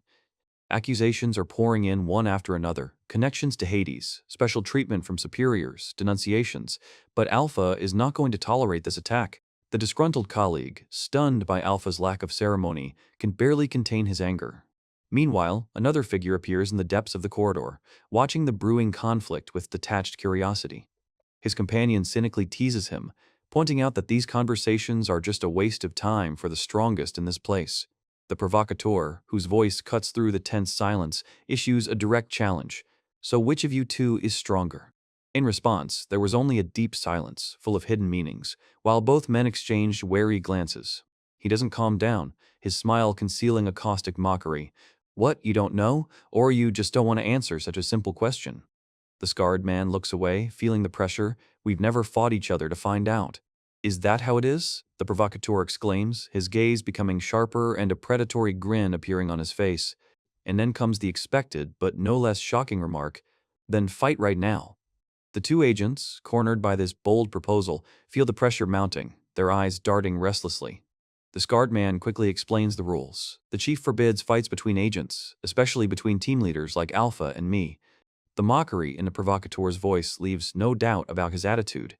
"Really? You don't look like it, but you're so obedient for your boss." Suddenly, a huge figure, the provocateur's companion, steps forward, his presence weighing heavily on the situation. The scarred man's thoughts race in panic, trying to predict, what is this Alpha bastard going to do? But Alpha didn't even seem to notice them, walking past indifferently as if these words had never happened. The companions chatter irritably among themselves, complaining about Alpha's arrogance, who acts as if he is the only one worth anything here. The scarred man, still seething with indignation, echoes them. "He can't afford to treat you like that." With a short the provocateur falls silent as Alpha continues to walk away, disappearing into the depths of the corridor. And then, suddenly, the scarred man jumps up, desperately crying, "Please, take me too." The provocateur turns around in surprise, his face expressing complete bewilderment. "What?" There is determination mixed with desperation in his voice. "Use me on the next mission. I will be more useful than him." The two hooded figures exchange a knowing glance, assessing the sudden proposal with undisguised interest. Against the backdrop of a glowing red corridor, the determined face of a scarred man expresses his readiness to do anything to surpass his opponent. One of them allows himself a barely noticeable smile, imbued with skepticism and superiority. "Prove your worth, and we'll consider it," the voice says coldly, to which the scarred man responds with feverish gratitude. His determined gaze hides beads of sweat that betray his inner tension before the next deal. Meanwhile, far from the burning corridor, the majestic outline of the headquarters lights up the night sky. In one of the offices, an elderly manager, having learned about the strange operation, cannot hide his shock. His interlocutor, a young man with a cold gaze, only nods indifferently. The old man thinks out loud, realizing that there were much deeper motives behind this raid than just an arrest. There is an impenetrable mystery glimmering in the depths of his blue eyes, as if he knows something that is inaccessible to others. He doesn't give up, trying to get at least a grain of truth out of the silent young man. And then the young man says something that instantly changes the course of their conversation. "The samples from the lab, they didn't die." The old man's eyes reflect pure horror and disbelief. How could something so impossible happen? The young man tilts his head only slightly, allowing a shadow to pass over his face, heightening the mystery. Outside the window, a calm night sky stretched out over serene mountain ranges, unaware of the coming upheavals. He retreats like a ghost, his footsteps echoing loudly in the empty corridor. But suddenly his steps stop, as if an invisible force stops him. At this moment, his gaze is piercing, his blue eyes sparkle with determination. And again, we see the night sky, now through the crowns of tall trees swaying in the wind. Suddenly, the forest comes alive. It is engulfed in frantic energy. The air is cut by invisible blows. Silence returns, but only for a moment. The trees freeze, as if waiting for more. And then again, with renewed vigor, the forest trembles, emitting a silent cry from hidden power. From the cracked earth, shrouded in dust, as if born of power itself, a dark silhouette rises. He slowly straightens up, shaking off the remnants of the recent explosion, and the air around him trembles. Jai appears before us, dark-skinned, with long silver hair hidden under a hood, and a look full of mystery. Suddenly, a voice is heard calling him by name and mentioning Hades lying powerless on the ground. The voice explains that interrogating the prisoner will not be easy. His body was prepared in advance, making it immune to any serums. Jaya's face darkens, his eyes a mixture of disappointment and ruthless determination as the plan becomes more complex. But there is no time. He needs to act quickly, even though Hades has already lost too much blood and his endurance is in question. Jai turns, looking into the darkness of the forest, and his voice asks about their next destination. They tell him that there is no information yet, the search is ongoing, and even their highest chief has not passed on any instructions. But the voice belonging to their direct leader sounds reproachfully, pointing out the unfortunate oversight of Jaya who was noticed during the infiltration. Jai's head snaps up, anger flashing in his eyes. He can't believe that such a seasoned operative like him could allow such a thing to happen. Bewilderment gives way to anxiety, because his leader would not make such accusations without good reason. And then, from the semi-darkness, their leader emerges, his presence palpable, his gaze riveted on Jaya. A red flame of realization flashes in Jaya's eyes. He wasn't just noticed, he was tracked, he was trapped. The leader does not tolerate objections. His order is stern. Jai must correct his mistake. Realizing the futility of arguing, Jai meekly agrees, his posture revealing a sense of resignation before the fact. The leader then explains that Hades is part of their team, just joined later on a special mission. And, turning around, the leader promises to report this situation to the superior chief. Jai just grins slightly, nodding in response, his eyes showing a deep understanding of the complex game. The leader retreats into the depths of the dark forest, leaving Jaya and Hades alone with the secrets of the night and new tasks. Somewhere far from the night forest, within the walls of a cold laboratory, alarm signals are heard. Professor Heinel, lost in thought, studies the data on the screen, his face hidden in shadow. Every flash of an indicator, every system sound, like a harbinger of trouble, echoes throughout the quiet room. He feels the tension building, anticipating something inevitable. Suddenly, an insistent ringing sound breaks him out of his reverie, demanding immediate attention. With a decisive movement, he touches the touchpad. The chief's voice, filled with anxiety, orders, "Heinel, come to me immediately." Taken aback, Heinel just lets out a puzzled breath. "Chief?"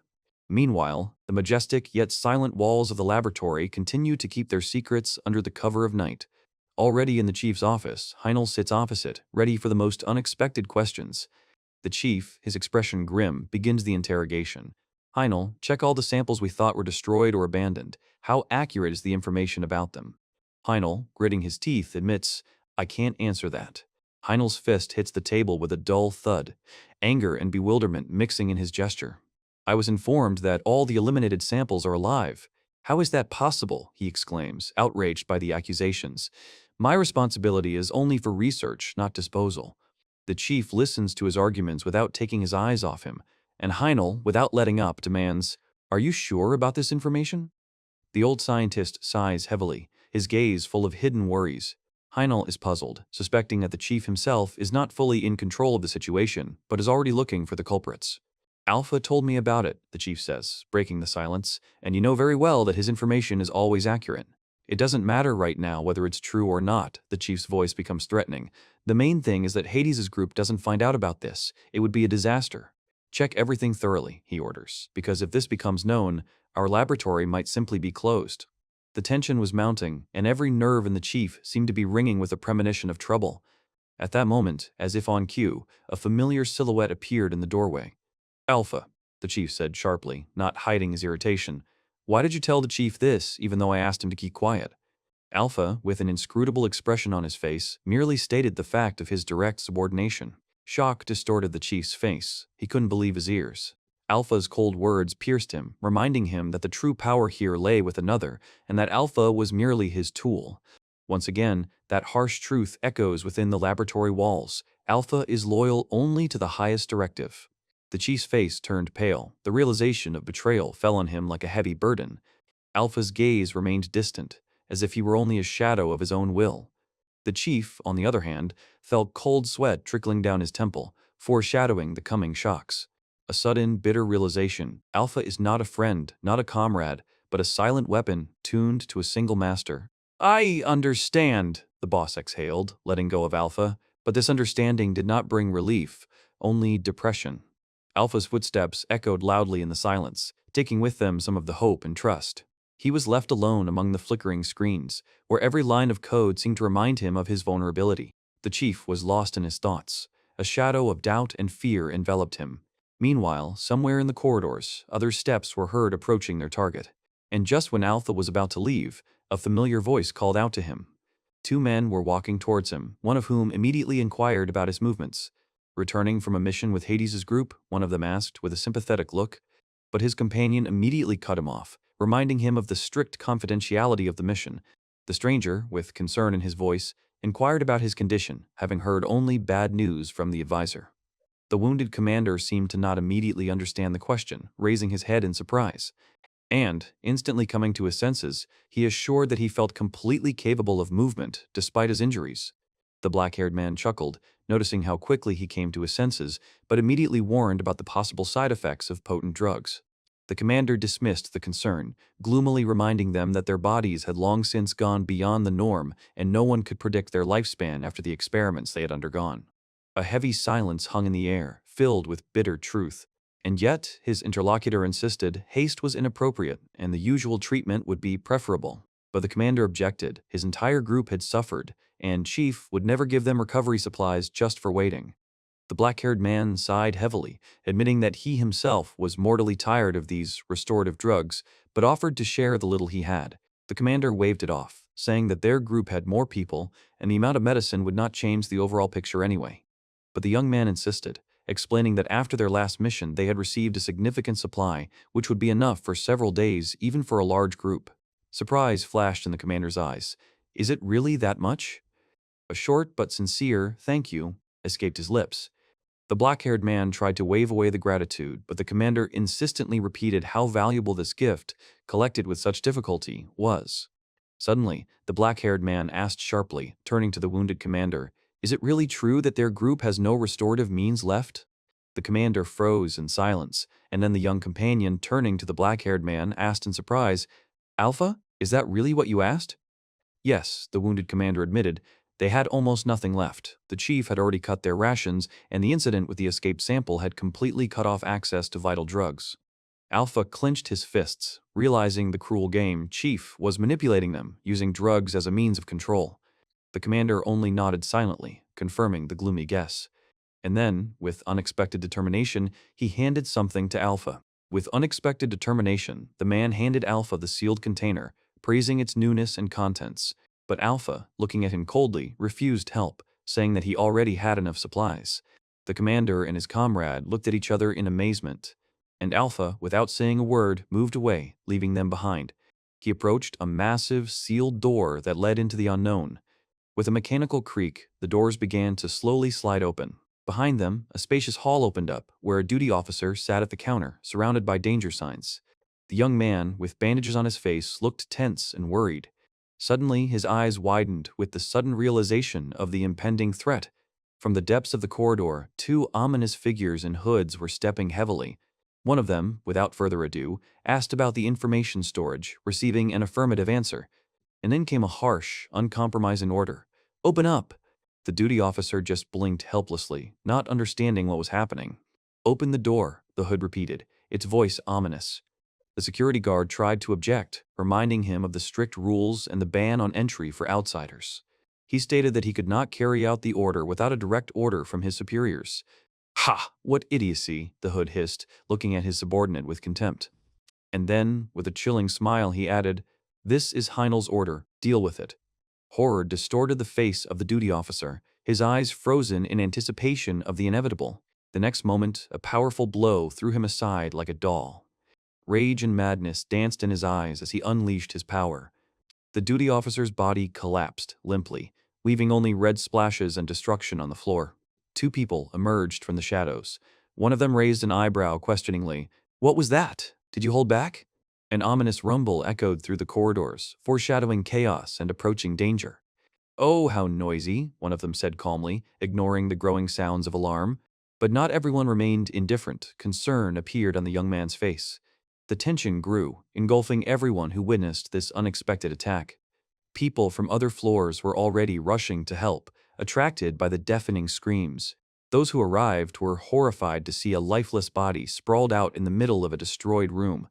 The intruder's calm voice sounded like a mockery. "Oh, you arrived earlier than I expected."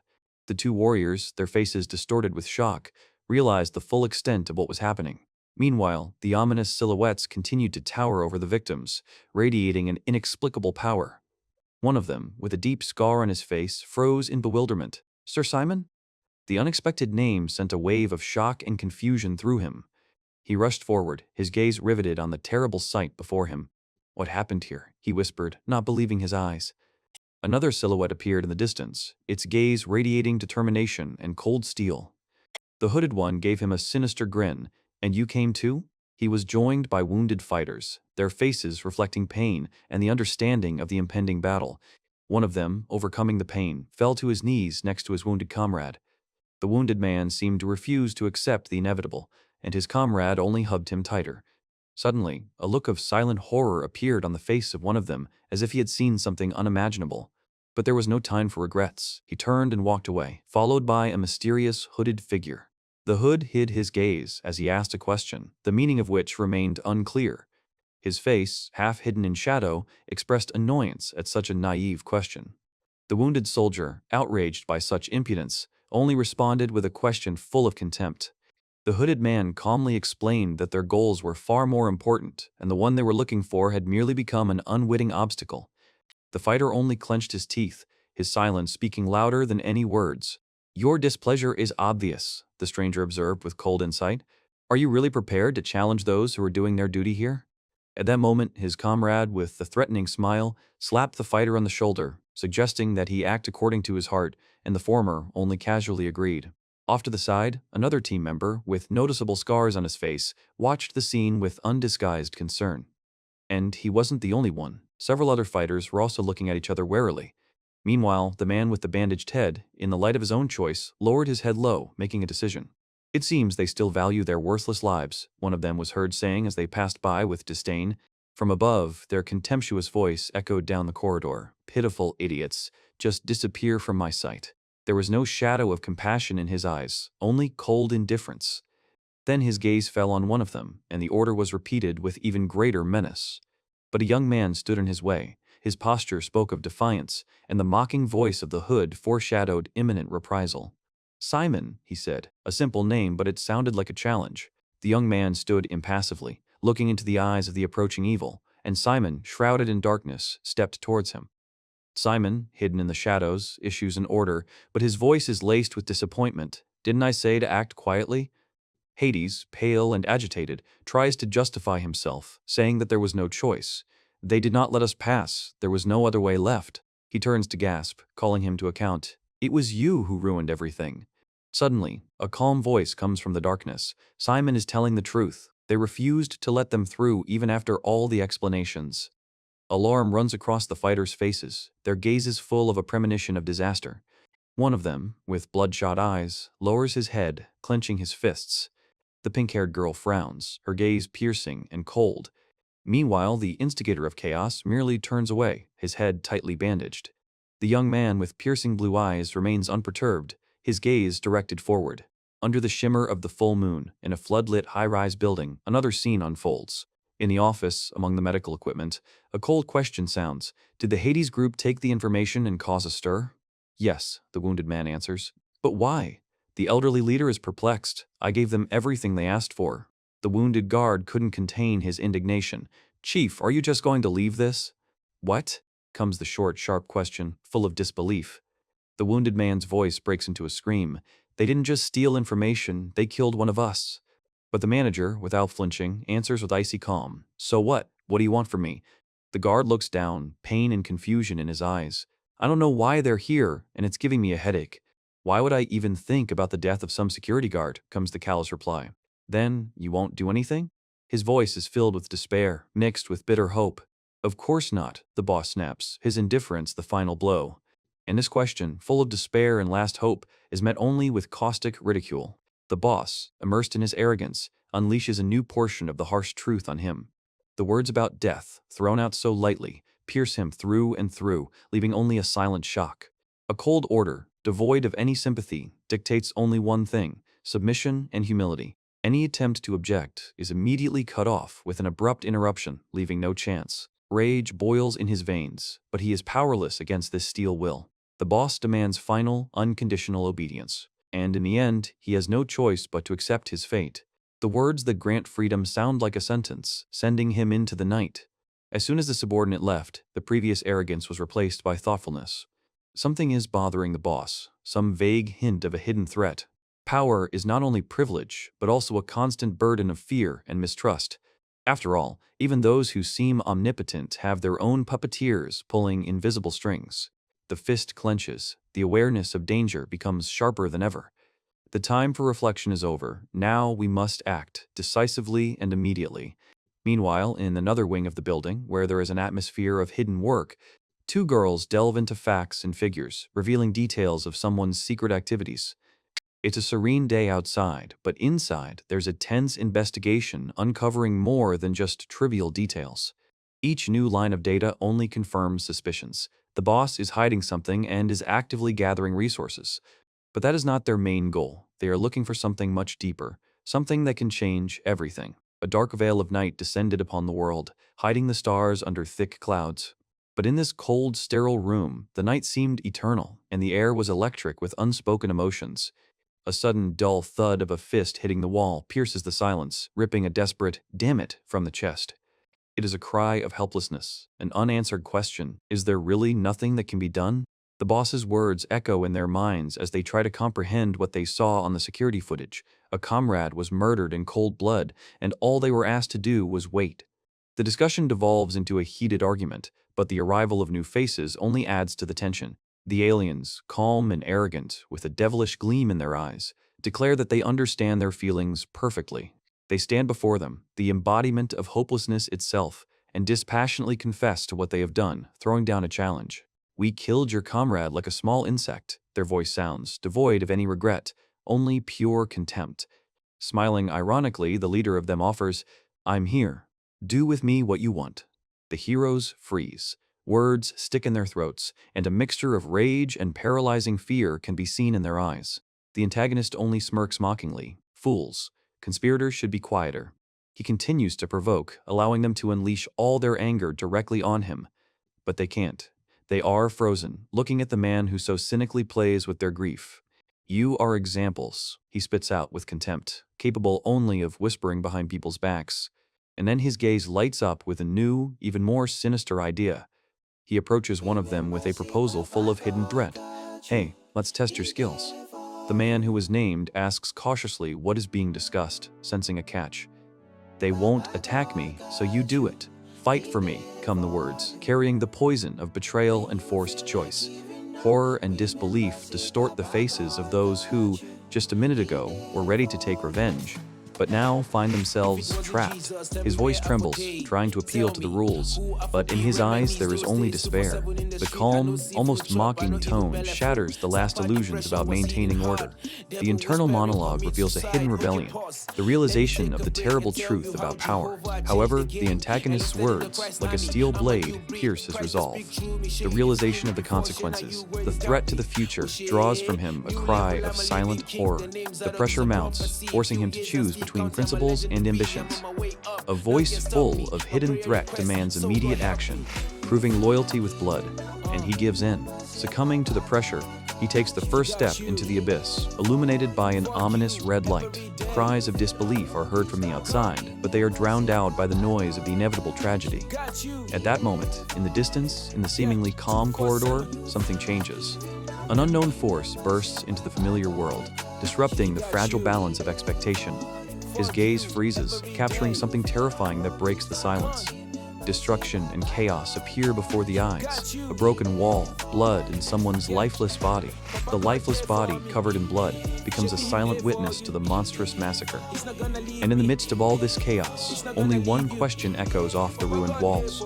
A scene of carnage unfolds before him. The room is torn apart, and there are traces of a violent struggle everywhere. Another wounded man, pressed against a bloody wall, slowly fades away. Even those who were nearby, who tried to warn, lie lifeless.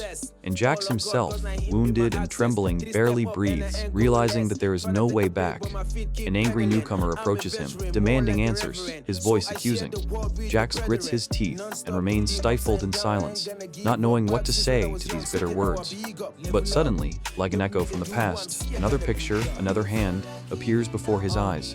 The hand of a leader that once condescendingly patted him on the shoulder, promising a chance despite his imperfections. Then Jax couldn't believe his luck, his heart filled with jubilation and anticipation. The leader, with a sly smile, warned him not to retreat, promising support if he decided to betray. And somewhere off to the side, watching this, Chris looked on with cold blood, her silence more eloquent than any words. Back to the present. The creak of the door brings Jax back to the blood-soaked room, where two more stand, silent witnesses. There is a bloody mess everywhere. Chairs are scattered, tables are overturned, traces of a brutal massacre that took place quite recently. The newcomer, the one who demanded answers, now moves slowly through the destruction, his gaze full of horror. He stops, his voice full of bitterness piercing the silence, saying Jax's name again. Jax looks away, sweat pouring down his face, feeling the weight of guilt and fear. The newcomer demands an explanation, asking what all this is for just for the opportunity to go on a mission. "Answer me," his cry echoes, unanswered in this eerie silence. Jax explodes, his face contorted in anger as he tries to justify his actions by blaming the victims. The newbie doesn't understand the connection. His voice trembles with indignation. How does this justify his actions? But Jax, grinning, only continues his cynical speech, claiming that he saved them from a much worse fate. The newcomer looks at him in horror, speechless, trying to comprehend what he has heard, while the blood around him screams of cruelty. Jax lets out a disdainful sigh, turning away, considering the conversation over. The newcomer, clenching his fists, looks after him, his eyes blazing with anger and incomprehension. The room falls into an ominous silence again, full of bloodstains and unspoken questions. Under the cover of night, when the world waits for the morning, the moon casts its pale light on the sleeping mountains. But it does not bring peace to everyone. For some, it is only a disguise for a rapid fall into the unknown. A shadow passes through the dense crowns of the trees, light and almost invisible, as if the night itself had breathed movement into it. It is he, the one who recently burned with anger. Now his face reflects only silent concentration. His path leads to a neon-lit office, where a silent interlocutor awaits him. An old man, sitting wearily at the table, confirms the terrible rumors. Group Hades has captured an important target. His orders are simple and brutal. Find the prisoner and uncover all the insidious plans of the mysterious organization while maintaining absolute secrecy. Without a word, with unwavering determination, the hero accepts his mission. And here he is again in the element of the night forest, landing on a sharp ledge of rock, like a predator preparing to pounce. In his eyes, there is cold calculation and anticipation of the upcoming fight. A grim picture unfolds before his eyes, an abandoned industrial building, lost in the wilderness. It looks like a ghost of the past, with broken windows and cracked walls holding secrets. The doors are open, inviting you into this ominous silence, where every rustle could be a harbinger of danger. He peers inside cautiously, his silhouette disappearing into the shadows. Every step echoes in the empty corridors leading to the very heart of this dark labyrinth. The hero stops at one of the broken windows, as if trying to understand the invisible threads of this place. And then his gaze catches something that makes alarm flash in his eyes. Deep in the dilapidated hall, among the rubble, sits a bound man, illuminated by a dim light, the prisoner he is looking for. The victim's face is distorted with horror and pain, contrasting with the hero's cold determination. Exhausted and covered in blood, the prisoner can barely breathe. Every breath is unbearably difficult for him. The victim's face is distorted with horror and pain, contrasting with the hero's cold determination. Exhausted and covered in blood, the prisoner can barely breathe. Every breath is unbearably difficult for him. He mutters someone else's code name, as if trying to grasp hold of his slipping consciousness. But the world around him fades, dissolving in agony. Before his clouded gaze there are only the silhouettes of legs, his own and the one standing above him. Once again, this name escapes from dry lips. Suddenly, his eyes widen as he finally realizes who is in front of him. Alpha? The prisoner whispers, not believing his own feelings. How did you end up here? The hero's answer is simple and cold. You know my code name, so it's not a mistake. The prisoner is confused. From where? I don't think so, he realizes, through the pain and the gathering darkness. My voice, it's not a mirage of death. There is hope. With a last effort, he calls out the name Heinel and begs, tell him to run. But there is not a shadow of compassion on the hero's face, only a harsh statement.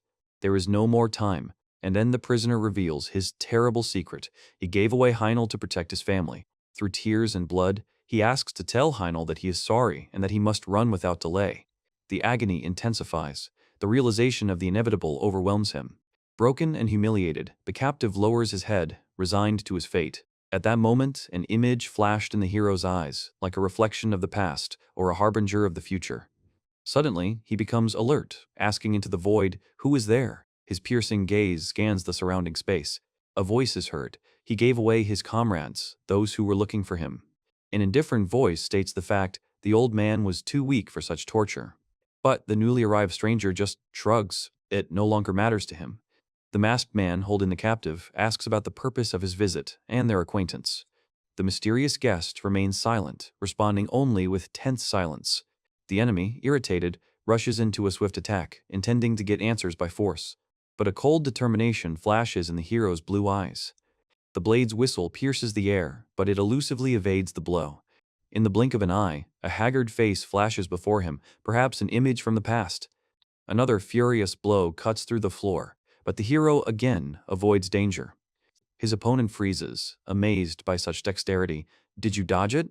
In response, there was only a steely gaze and a tense readiness to continue. Codename Alpha, the hero says, revealing the enemy's identity.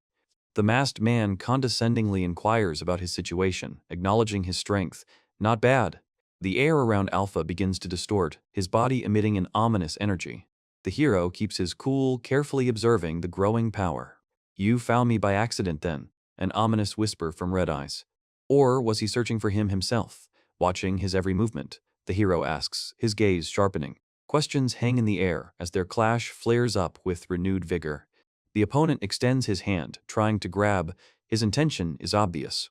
But the hero slips away, leaving only a blurry silhouette and determination in his eyes. Our hero doesn't hesitate, responding with a lightning-fast strike that pierces the enemy's defense. But then a hail of counterattacks followed, and one of them seemed to hit its target, throwing him back. The hero takes the blow, gritting his teeth, drops of blood flying from the crushing impact. Every movement is on the limit. A mixture of pain and rage is frozen on his face, but his gaze remains sharp. The enemy, watching him, admits with a hint of surprise in his voice that the rumors about the hero's strength were not exaggerated. The hero only wipes the blood from his lips, his face distorted, but his determination only grows stronger. And then the enemy rushes forward, noticing in his movements an attempt at a counterattack. Her gaze, full of ferocity, narrows. Seeing that the fight will not end so easily, the hero looks ahead, his gaze piercing, anticipating the next move. He strikes with all his might, causing the air around him to shake. The blow sends the enemy flying, leaving behind only a cloud of dust and destruction. There is genuine amazement in her eyes. She did not expect such strength. The hero himself, thrown back by the force of the counterattack, still managed to block the critical hit. Incredible resilience, even when wounded, amazes the enemy, forcing them to acknowledge his unique speed. The hero only grins, spitting out blood, confirming that the fight is far from over. The enemy's eyes turn red, and he declares his intention to fight with all his might. Energy thickens around the enemy, taking the form of a terrifying maw, ready to devour everything in its path. But the hero only stares ahead, uttering the words that will change the course of the battle. Unlock the limit. At this moment, his body is illuminated by frantic energy, and the enemy falls, feeling this crushing power. But even after falling, the enemy immediately rises, throwing a deadly chain with a ring towards the hero, not wanting to give up. Despite his sudden attack, the enemy's face is frozen in complete bewilderment. The hero counterattacks with lightning speed, and the enemy barely has time to block. Rage flashes in his eyes as he realizes he has underestimated his enemy. Chains whistle through the air, but the hero's blows pierce the defense, inflicting devastating damage. The powerful push causes the opponent to stagger, feeling his strength leave him. There's only one question in his head: how is this possible? And the hero just silently watches the reaction, his gaze full of determination. In a rage, the enemy can barely utter words, not believing what is happening. Without giving him time to come to his senses, the hero gathers his strength for a new, decisive blow. The enemy's inner voice screams about the hero's incredible speed and strength, realizing that he was hiding his true abilities. The realization of this truth lights up his face with icy horror. And then the hero falls from above, turning into a deadly comet. His eyes glow with blue flame, foreshadowing imminent disaster for the enemy. With a deafening roar, a powerful blow shakes the earth, destroying everything in its path. The impact is so powerful that it even pierces the sky, leaving behind only traces of destruction. All around there are only burning debris and clouds of smoke enveloping the destroyed city. Motionless bodies lie on the ground, with crimson spots spreading around them. But amidst the chaos, those behind this madness stand unwavering, their leader looking down upon the battlefield. And in the distance, where the final battle took place, a trail of destructive energy continues to rage. The SWAT leader looks at his handiwork with a barely noticeable smile, pleased with the outcome. The echo of the powerful blow fades, leaving only a silent battlefield and a fallen figure in clouds of dust. But the battle is not over yet, and even the strongest warriors are experiencing the echoes of this fierce clash. Meanwhile, one of the observers apparently underestimated the enemy, considering them to be just ordinary mercenaries.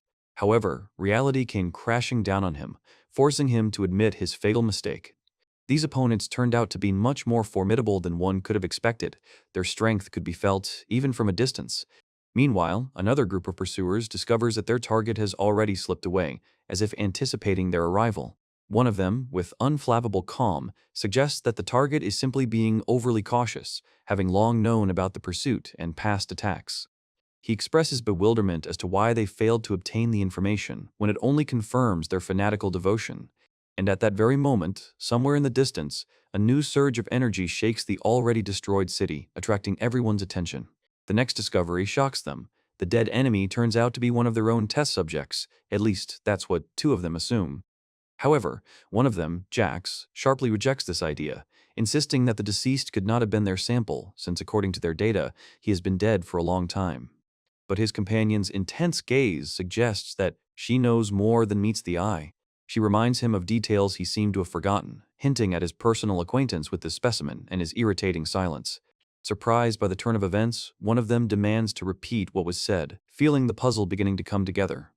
His companion tells Jax outright that the deceased was part of their experiments, and he seems to begin to realize the horrifying truth. Now they are trying to understand how a specimen thought to be dead ended up here, alive and fighting. Disbelief is reflected on their leader's face when he hears about the resurrection of a long-dead specimen. A tense silence hangs between them, full of unspoken questions and anxious premonitions. The squad leader, with a deep expression on his face, ponders this new, shocking information. Now, standing in his lab, he analyzes the data, trying to unravel this sinister mystery and understand the true scale of what is happening. His thoughts are interrupted by a ringing bell, breaking the oppressive silence of the laboratory. But Alpha appears on the threshold, wounded and barely able to stand on his feet, his appearance causing immediate alarm. The doctor, noticing his condition, rushes to help, putting off all questions until first aid is provided.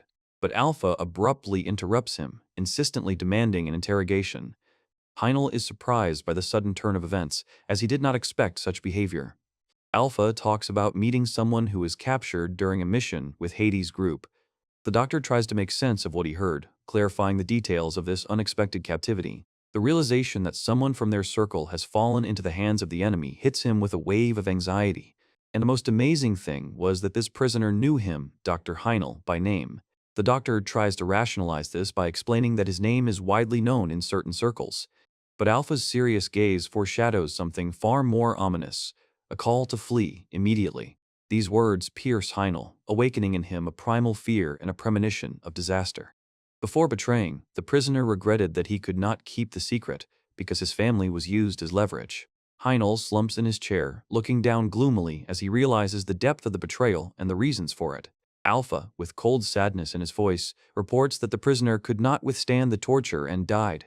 The doctor's face is distorted with horror and helplessness in the face of the merciless reality. Alpha moves on to direct accusations, demanding an explanation about the doctor's connections to the samples and the staging of their deaths. Heinel's gaze hardens, a challenge, but also a hint of guilt.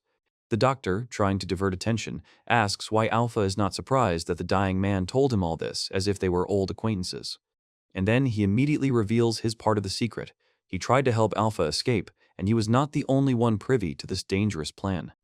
Alpha, gravely wounded, admits that he is unable to simply leave, as the side effects of the experiment could kill him without regular maintenance medication. The doctor reveals that this is all part of a plan, and the chief's true goal is to keep them on a short leash. But there are people who share his desire, ready to give them freedom and a real life, not an existence as expendable material. We wanted to give you all a new life, free from manipulation and oblivion, the doctor says bitterly, asking Alpha if he was truly satisfied with this miserable existence. But Alpha, with a downcast look, only replies that he has no right to judge anything, which provokes an angry protest from the doctor.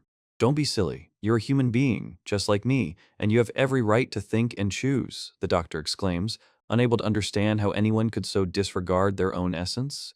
But Alpha, with cold detachment, replies that his human nature is of no importance. How can it not matter? The doctor cries out, seeing only emptiness and indifference in Alpha's eyes. Alpha, however, states that his human status would not have changed anything. The doctor's breath caught at this answer. And Alpha, with bitterness in his voice, adds that it was they, the scientists and leaders, who turned them into who they are now. The doctor looks down and clenches his fists, admitting the terrible truth. Yes, because of our mistakes, many have become like this. With tears in his eyes, he explains that this is precisely why he and his accomplices sought to save as many people as possible, to atone for their sins. Alpha listens silently, his face unreadable. Alpha, give me a little more time, the doctor asks, turning to leave, as if sensing the inevitable. He understands that Hades will find him anyway, because the one who warned Alpha about the danger was most likely his colleague. This traitor has revealed all the secrets, and now they'll come for the doctor. But before that happens, he needs to do something. This is my first and last request, the doctor says, looking Alpha in the eyes, and then adds that he needs to reveal one more secret. And that secret was a recent discovery. Alpha's family is here, in this complex. Alpha's eyes widen in shock and disbelief, a long-forgotten fire flaring in them. They're here as samples, the doctor continues, and these words fall on Alpha with crushing force, tearing only one question from him. Where are they? The doctor, trying to cope with his own fear, finally squeezes out the main thing. I only know one thing, they are here. Alpha remains silent, his gaze unreadable, as the doctor continues his tale of the lab's long and dark history. The doctor explains how countless experiments were conducted here long before their arrival, leaving the place with a seal of eternal torment. Such a vast history means mountains of data available to those who seek it. However, the arrival of the chief and his new, even more sophisticated experiments made the search for the necessary information almost impossible. And only by an incredible coincidence, in the labyrinth of these reports, did the doctor stumble upon traces pointing to Alpha's family. Alpha's face, distorted with pain and covered in blood, still retains a grim calm, but his eyes betray a storm. The doctor understands that this may be Alpha's only, last chance to find those dear to him. He urges Alpha to act immediately before the commotion in the lab distracts their handlers. But Alpha only frowns, his answer sharp and unexpected. I don't think so. The doctor is shocked. You won't look for your family? Alpha is unwavering. A desperate cry escapes the doctor's chest. Alpha explains that he has lost all memories of his family, all feelings for them, before and after the nightmarish experiments. But this is your family, the doctor exclaims, not understanding how one can renounce one's roots. Alpha, with cold logic, discusses the uncertainty of their condition, how much torture they've endured, and how long they are left without vital medication. He sees insurmountable obstacles to escape, even if they survive. The doctor tries to find a solution and offers help, but Alpha only gloomily replies that he himself needs medications, and he doesn't know what kind his relatives need, and does he even need them? Alpha's words sober the doctor, causing him to bow his head in helplessness and despair, realizing the full depth of his mental wounds. But then, as if struck by a new thought, the doctor suddenly looks up. But I'll give you time, he says decisively. The doctor, full of hope, is ready to begin the search immediately, but Alpha stops him. Dr. Heinel, he says, I'm not giving you time to search for my family. I'm giving you time because this was your first and perhaps only request of me, Alpha adds harshly, and there is an echo of a long-forgotten code of honor in his words.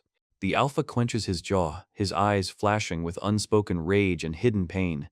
Pain pierces his body like sharp blades, but he grits his teeth, refusing to give in. In the depths of my consciousness, only one command sounds, an echo of training and instincts, unlock the limit. His fist clenches until his knuckles turn white, betraying the internal struggle that is tearing him apart from the inside. Like a sack dropped to the ground, he sank heavily onto the sofa, the strength leaving his exhausted body. A long, shuddering breath escapes his chest, carrying away the last of the tension and rage. His gaze is still clouded with fatigue, but it is already regaining its former sharpness, directed into nowhere.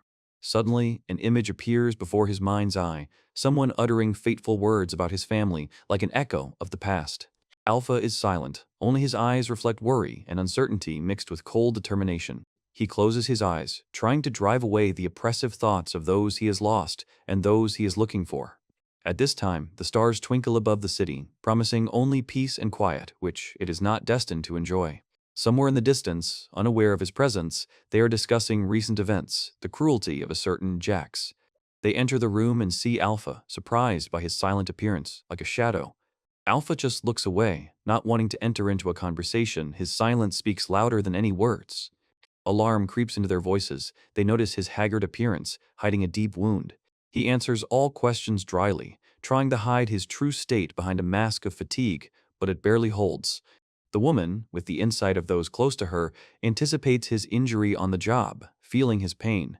The friend immediately picks up the question, but Alpha chooses to remain silent, looking at the floor, lost in thought. He finds this unbearable, and he reminds Alpha of their real relationship, where there is no place for formalities. Then, abruptly changing the subject, he reports the incident with Jax and Grain's group, unaware how deeply it will affect Alpha. Alpha asks in confusion what happened and is told a story about Jax attacking Grain's group for bravado. A shadow of worry crosses his face, and a dark light lights up his eyes. In the blink of an eye, Alpha jumps up, his appearance piercing the air, causing those around him to freeze in amazement. A powerful gust of rage shakes the building itself, echoing loudly in the walls. Meanwhile, elsewhere, two fighters watch the unfolding drama in amazement. A sudden impact sends one of them, Grain, flying into a wall, creating a powerful explosion. Grain, rising with difficulty, furiously questions the attacker about the reasons for such a dishonorable act. The answer only adds fuel to the fire, and Grain unleashes a crushing blow on Jax, sending him flying. Jax crashes into the wall with a dull thud, leaving a cloud of dust and debris behind him. But Grain doesn't give him time to come to his senses, rapidly closing the distance with grim determination. Grain's powerful fist strikes his opponent again, causing him to wince in pain. Jax's face twists into a grimace of pain and despair, his teeth clenched in tension. However, Jax, gathering his last strength, responds with a sharp blow, trying to turn the tide of the fight. But Grain, despite his wounds, only grins, and a mad passion lights up his eyes. He unleashes a barrage of rapid strikes on Jax, leaving his opponent no chance. Jax's face is contorted in pain. He can barely stand on his feet, his body is battered. Suddenly, Grain freezes, his gaze changing as if he had just realized something important. Meanwhile, Jax receives another crushing blow, throwing him aside. And then an ominous crimson light flashes in Grain's eyes, foreshadowing true power. With a final, devastating blow, Grain sends the defeated Jax to the ground. A powerful blow shakes the air, throwing Jax back. Grain, with a hint of regret, points out the recklessness of Jax, whose body has not yet had time to recover. But Jax's anger knows no bounds. He's not willing to listen. His fury only grows. Through the pain, he vows revenge, challenging his now weakened but still formidable opponent. Dark swirls begin to envelop Grain's fist, and a cold warning of futile mercy can be heard in his voice. Jax senses the threat, his eyes widening with a new, conscious fear. At this moment, Chris appears, her sudden presence changing the course of events. She, shocked by what is happening, questions Jax about his madness. Grain, holding him back, tries to understand the reasons for this unbridled aggression. Jax, his face contorted in pain, claims that he was only defending himself, as if Grain himself had initiated the battle. Grain, not believing what he heard, threatens to report the attack on his own to his superiors. But Jax only laughs, provoking Grain with questions about his loyalty and his lack of understanding of the true state of affairs. This makes Grain freeze, realizing the depth of betrayal in Jax's eyes. Meanwhile, elsewhere, under the cover of night, another scene of disobedience unfolds. The boss, surrounded by his men, angrily questions the violation of the rules, feeling a growing threat. Grain, returning, reports on Jax's attack on his comrades, pointing out the severity of their injuries. The boss, shocked by this news, cannot believe what is happening. Jax, upon appearing, claims that he acted on orders from a certain Simon, having no choice. The boss's eyes show disappointment and confusion at this excuse. And then Jax, as if wanting to change the subject, begins to talk about some urgent mission that Simon assigned, mentioning Aida's group. The boss, pressed by the report, demands details. Suddenly, someone's voice, full of indignation, breaks through. "Boss, are you just going to ignore what happened?" A loud, commanding roar, "Silence!" shakes the air, causing everyone to flinch. Jax lowers his gaze obediently, his silence speaking louder than any words. The atmosphere lightens, and the boss, barely containing his anger, nods to Jax. "You can continue." And Jax begins to tell the story of a terrible discovery, a specimen that, by all indications, should have been dead long ago.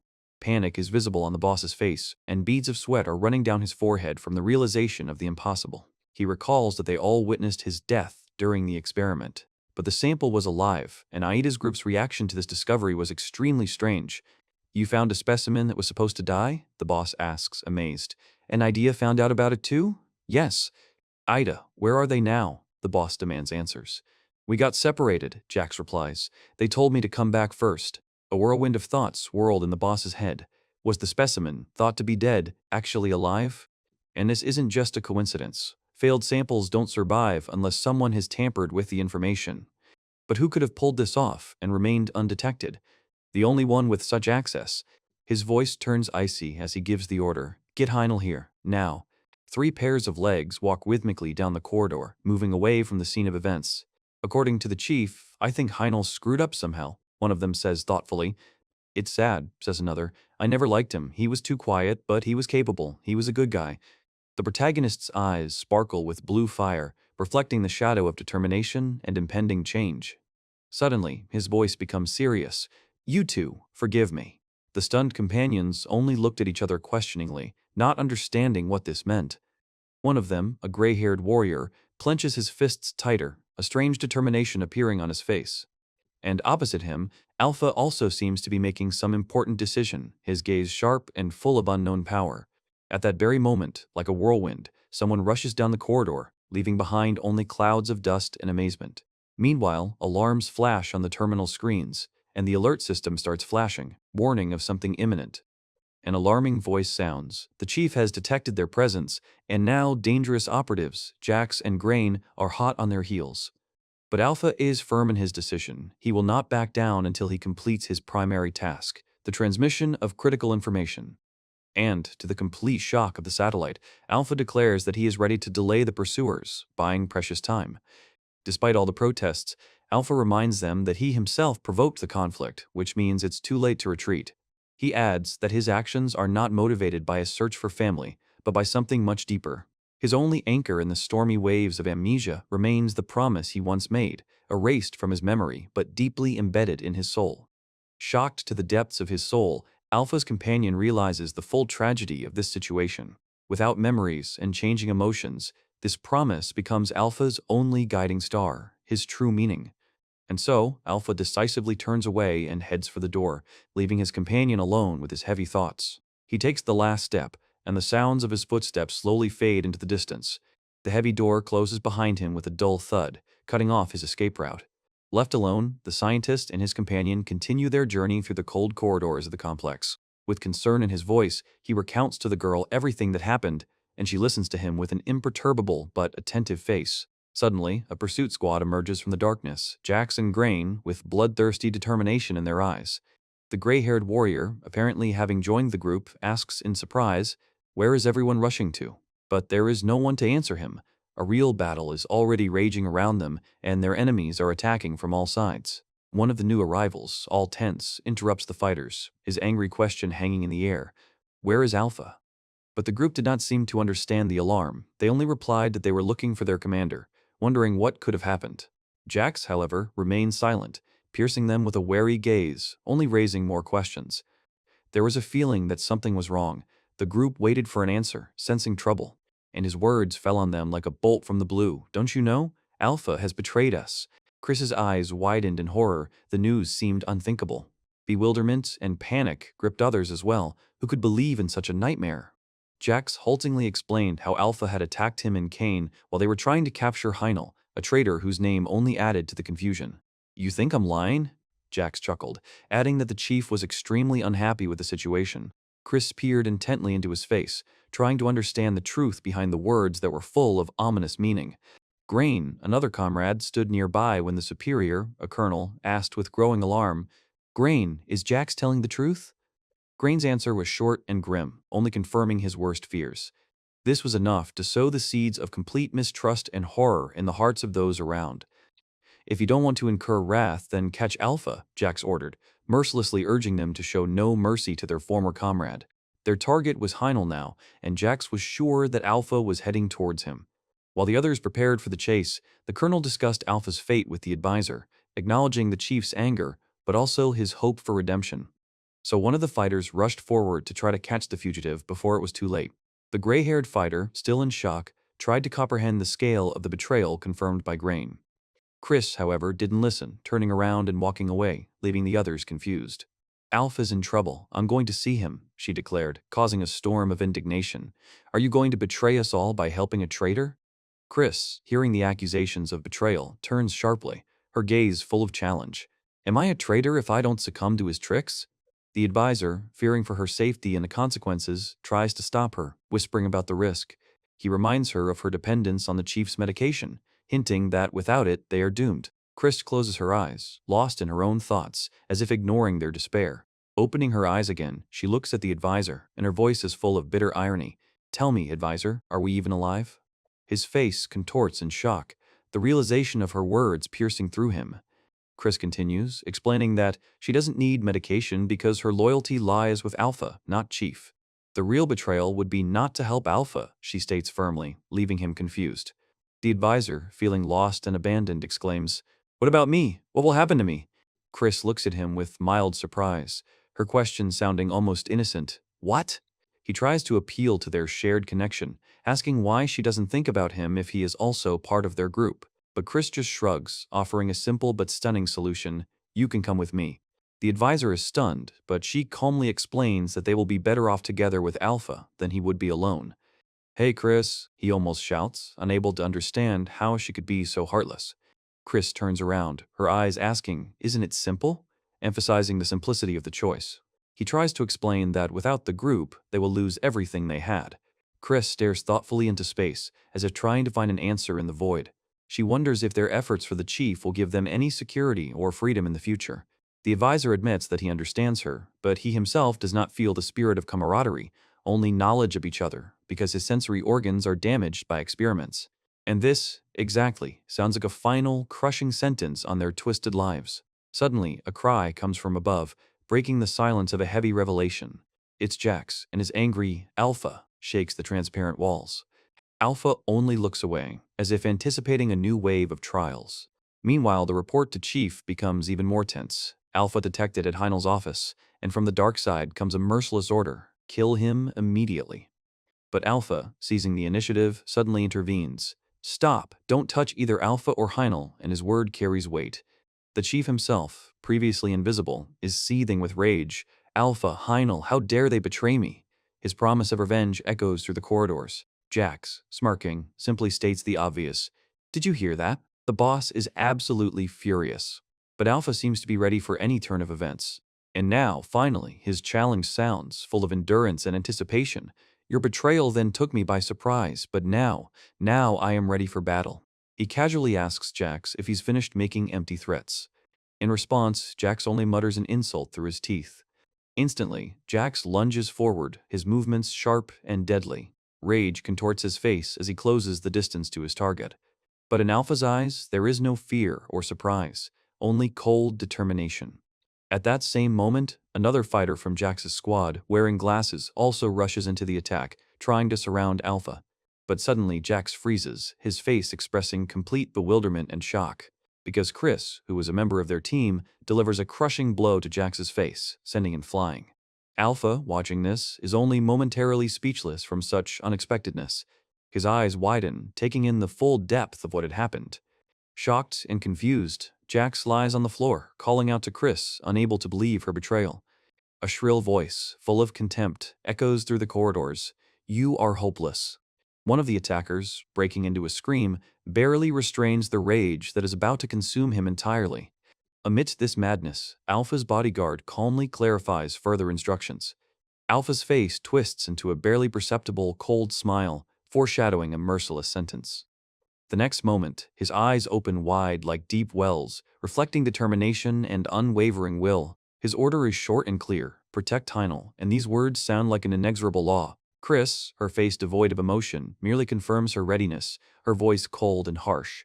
Meanwhile, the enemy units are already in full combat readiness, their figures are tense and dangerous. The corridor turns into an arena where two sides clash in mortal combat, preparing for a merciless dance of war.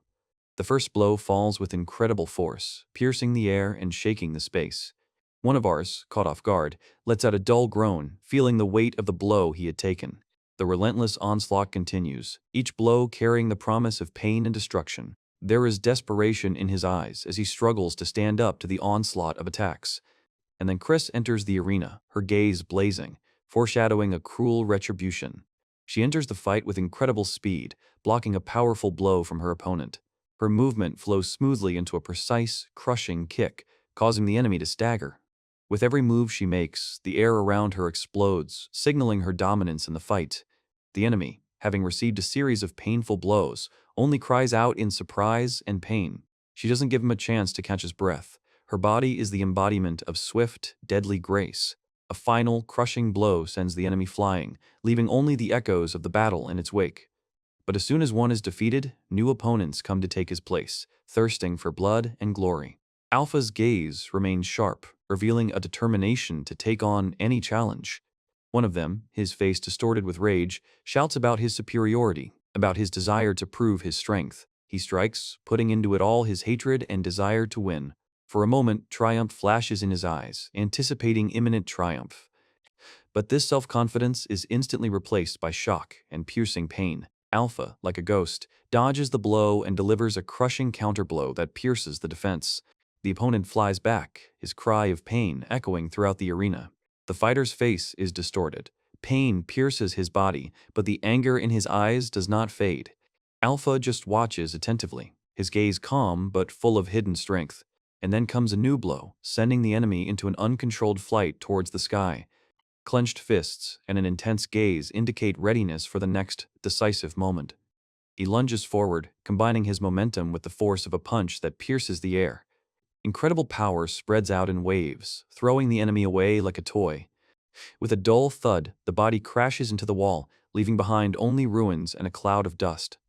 The opponent tries to get out from under the rubble, his body shaking with shock and pain. Suddenly, amid the battle, a cry of new betrayal rings out. "Chief, Chris and the advisor have betrayed us too."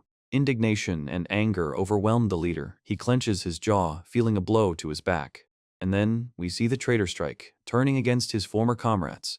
"How dare they?" flashes through his thoughts as he realizes the scale of the betrayal and the thwarted plan.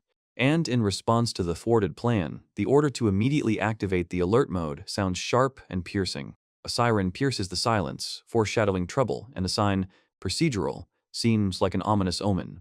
The man's face, battered but determined, reflects the gravity of the impending threat.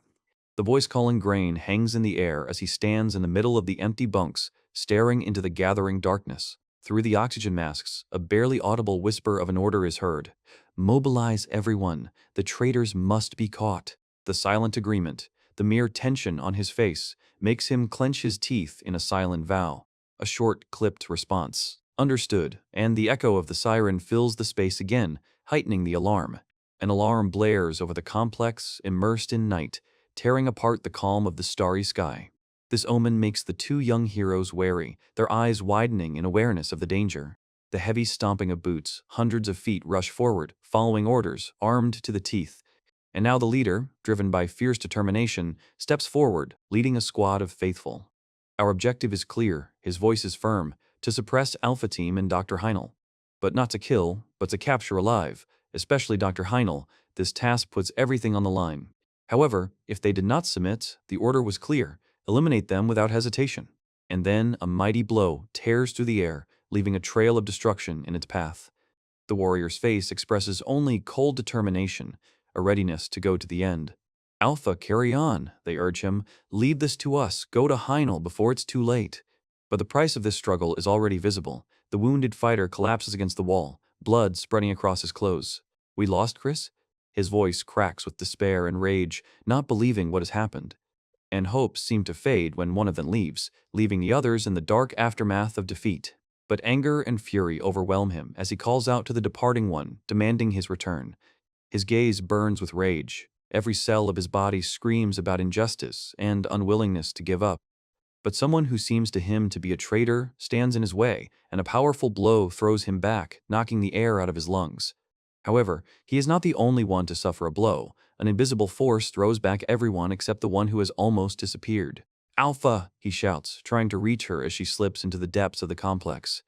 And his opponent, without giving him time to come to his senses, strikes again, as if wanting to erase his presence. Her gaze pierces through. "I said, I am your only opponent," as if burning out the last sparks of hope. Chris, only the name escapes his lips, full of bewilderment, bitterness, and pain. And she stands unwavering, with a face carved from stone, ready to see her work through to the end. Meanwhile, in another part of the complex, somewhere behind the massive doors, a faint crackling of electricity is heard. The crackling grows louder and small sparks dance on the metal, foreshadowing an imminent invasion. Outside the door, uninvited guests are already at work, their torches cutting through the metal, creating a deadly glow. An ominous hiss and grinding of metal echoes through the corridors. And Dr. Heinel, realizing the inevitability of the future, frantically tries to send at least some vital data to his colleagues.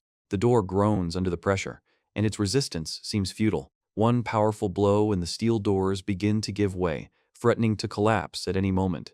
He turns away from the screen, realizing his time is up. The next moment, a squad of heavily armed fighters burst inside, aiming their guns directly at him. Their voices are cold and merciless, demanding that the doctor raise his hands and follow them immediately. This is the end, he thinks resignedly, feeling the last drops of hope evaporating and the lost time weighing on him like an unbearable burden. An unexpected roar breaks the silence, and the doctor's face distorts with horror, foreshadowing new trouble. But before fear could consume him entirely, Alpha's powerful figure appeared among the fallen enemies, and a desperate cry of relief burst from his chest. With a cold calm that bodes ill for the enemy, Alpha asks about the time needed to complete the mission. The doctor, having gathered his courage, hurries to explain that the last steps remain, to free the samples, to give them a chance for salvation. However, Alpha counters, pointing out the harsh truth: freedom outside the laboratory walls does not guarantee safety, it only delays the end. A bitter realization hits the doctors. Their choice is between immediate death and a glimmer of hope, because the samples will not survive without their help, but protecting them is also impossible. Suddenly, the doctor changes the subject, revealing the true purpose of the IDA group, their motives far more sinister than just a takeover. They want to wipe the lab off the face of the earth, comes the terrifying verdict, echoing in the tense atmosphere. The Alpha, his eyes burning with an icy flame, slowly repeats the keyword, understanding the full weight of its meaning. This is not just destruction, but a complete covering up of the tracks, excluding all witnesses and accomplices, including the chief himself. In an instant, Alpha's eyes flash with a flash of rage and determination, realizing the full enormity of the situation. And, as if on cue, the doors swing open, revealing soldiers armed to the teeth, ready to carry out orders. But Alpha doesn't hesitate, his steps confident and relentless, heading straight towards the approaching danger. He stands before the enemies, his figure radiating a challenge, and the surprised exclamations of the soldiers echo down the corridor. A sudden recognition sweeps through the fighters. Alpha? And a mixture of shock and doom can be heard in their voices. Without waiting for orders, the soldiers open fire indiscriminately, trying to stop the unstoppable force. But for Alpha, these bullets are just a distraction. His gaze focuses on the target, without flinching. Time seems to stand still as Alpha, merging with the wind, disappears from view, leaving only blurred shadows. A powerful blow shakes the air, demonstrating his incredible strength and speed. And now the bodies of the soldiers are flying to the sides, like ragdolls colliding with an irresistible force. But nothing can stand in the way of this unstoppable onslaught, not even strong walls. Meanwhile, somewhere in the distance, mysterious systems are activated, foreshadowing new events. The doctor's worried gaze pierces the silence, his alarm growing with each humming sound. The red light of the alarm fills the medical bay, shrouding it in anticipation and fear. There is an ominous hum everywhere, the echo of which carries through the corridors, and the prisoners, as if on command, begin to slowly emerge from their cells. But it's not just the tension that's growing inside, outside, under the cover of night. Growing alarming sounds can be heard. Strangers arriving at the complex are perplexed by the chaos that reigns around them. The ceilings flash red lights, warning of a breach. Inside, one of the executives furiously demands an answer. How could the samples have escaped? A desperate employee reports that the sample areas have suddenly become open.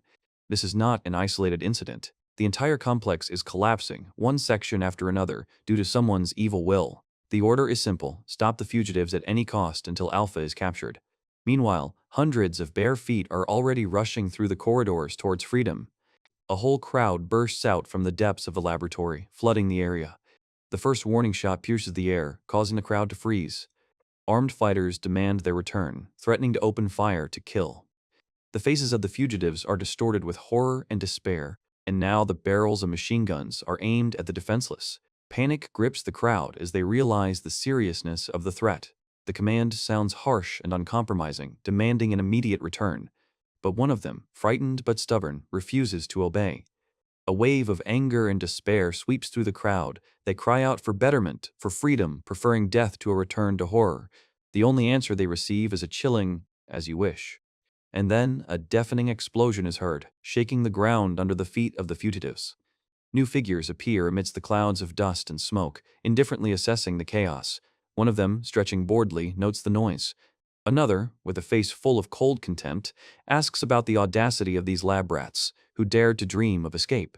Suddenly, in the chaos, one of our heroes is hit by a powerful blow, taking his breath away. Another fighter, already wounded, gathers his last strength, preparing to fight back, his eyes burning with rage. A swift kick cuts through the air, aimed straight at the opponent.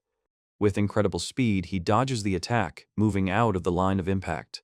But now, another one deals a crushing blow, throwing the opponent aside. A cry of pain escapes his chest, but he doesn't give in, only clenching his teeth tighter.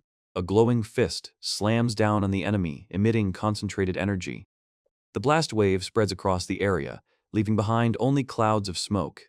A second opponent emerges from the cloud of smoke, breathing heavily but still on his feet, assessing the force of the blow. He curses the situation. 2 against 1 does not give him a second of respite. And then another figure bends over him, whose appearance makes his heart clench. Breathing heavily, he, to his surprise, apologizes to his tormentors, as if he had a premonition of something more. The enemy notes the unusual behavior with cold surprise, offering to continue the fight without mercy. But his apology is just a ruse, and a sinister grin plays on his bloodied lips, foreshadowing a new chapter in this battle. But suddenly, the hero feels the ground slipping from under his feet, realizing the true depth of the treachery. A furious cry cuts through the air as the enemy, calling them idiots and traitors, unleashes a powerful blow on the heroes. The girl desperately screams about her dependence on drugs, about the fine line between life and death, asking about the reasons for their betrayal. Without listening to excuses, the enemy only intensifies the onslaught, shaking the space around with waves of destructive energy. But the hero's patience runs out, and his angry roar drowns out all words, calling for an immediate end to this verbal torture. In unison, they take up fighting stances, their silhouettes merging into a single whole, ready for a deadly fight. Every muscle tenses, his eyes blaze with fury as he charges, letting out a short, determined breath. The blows follow one after another, and the air around them thickens with pure physical force colliding with an invisible barrier. The vortices of energy and gusts of wind caused by their movements testify to the uncontrollable whirlwind of battle unfolding in the cramped corridor. Her gaze is piercing, revealing not only determination but also a calculation that foreshadows something more than just a fight. With a swift jerk, leading behind a trail of destructive force, she rushes forward like a released cannonball. But suddenly, a new threat appears on the horizon, a respectable man surrounded by armed fighters, their footsteps echoing. The girl, without slowing down, continues her furious onslaught, her movements tearing the air, creating shockwaves. The man, looking at her actions, approves with a satisfied grin. "Great job, Grain." Her eyes widen in surprise, as if she had just realized a hidden meaning or an unexpected turn of events. But the next moment, it seemed, the ally deals a crushing blow, his foot mercilessly falling on Grain. She doubles over in pain, a choked groan escaping her lungs, the betrayal felt more acutely than a physical wound. Behind, an old man indifferently examines the crack in the wall where the deceived girl was thrown. Grain's lifeless body lies in the rubble, surrounded by gun barrels aimed at her, the trap sprung. And in the ensuing silence, only the figure of the leader and his fighters dominate the stage. Their victory seems indisputable. But suddenly, contrary to all logic, a loud bang is heard. The one who was thought to be defeated quickly rushes through the enemy line like lightning. With a furious cry, he unleashes a blow that shakes the very earth. The leader, shocked by such insolence, only clenches his fists, anger flashing in his eyes. And now, his own crushing blow flies towards the new challenge, splitting the air. A powerful collision throws everyone back, shaking the space with an explosion. But amidst the chaos, only one cry is heard, full of despair and pain. It's calling for Grain. Without giving himself a second to rest, the fighter is already rushing towards the advisor, ready to continue the mad battle. Another blow, sharp and fast, pierces the defense, causing the enemy to stagger. A deadly dance rages around them, in which every attack could be the last. In this fierce battle, the leader understands that there is no turning back. His enemy will not stop, never. And the hero himself, covered in sweat and wounds, admits that they have gone too far to retreat now. The weight of choice weighs on the leader, duty to his chief, threat to his people, and reluctance to fight against a familiar face. The protagonist, seeing the full depth of his dilemma, only briefly but firmly says, "I see." A heavy sigh escapes the leader's chest, but his gaze only becomes more determined. With a new roar, he rushes forward, embodying all his rage and doom. The protagonist, anticipating the blow, crouches tensely, preparing to take on the full force of the enemy. And again the fist falls, but this time it meets not flesh, but a powerful defense. A loud exhalation escapes his chest, throwing his opponent back for a moment. The fight escalates into a veritable whirlwind of blows and bodies, where everyone fights not only for victory, but also for the very possibility of survival. Every crack in the wall testifies to the furious force hidden behind this onslaught. And then, with a roar, the wall shatters into blinding dust, opening the way into the unknown. From the very heart of chaos, amidst the debris and smoke, an ominous silhouette emerges. At that very moment, another warrior, miraculously dodging the blast wave, rushes forward. There is a moment of silence as the two enemies stand still, shocked by what they see. The face of one of them is distorted by a grimace of horror, and beads of sweat betray his deep confusion. "Grain, why are you frozen?" A sharp voice pierces the tense silence. Before them is a battlefield strewn with the bodies of the fallen, blood staining the ruined space crimson. There is a look of confusion mixed with horror in his eyes. What's going on here? Meanwhile, new figures emerge from the shadows, their footsteps echoing in the ruined building. "What's going on?" the woman screams, her voice full of rage and worry. Suddenly, the ground shakes and a powerful shockwave shakes everything around them. Amidst this chaos, he stands tall, calm, and deadly, his gaze cold as steel. "Oh, is that you guys? I thought you weren't going to survive," he says with a sly grin. "Great, now I can deal with them all at once." "Stop! It wasn't us," one of them screams desperately, trying to justify himself. "Alpha Group betrayed us." "So this is Alpha?" he asks again, his voice laced with an ominous indifference to their fates. "It doesn't matter?" The question hangs in the air, full of fear and incomprehension. "Exactly," the villain nods, his smile widening.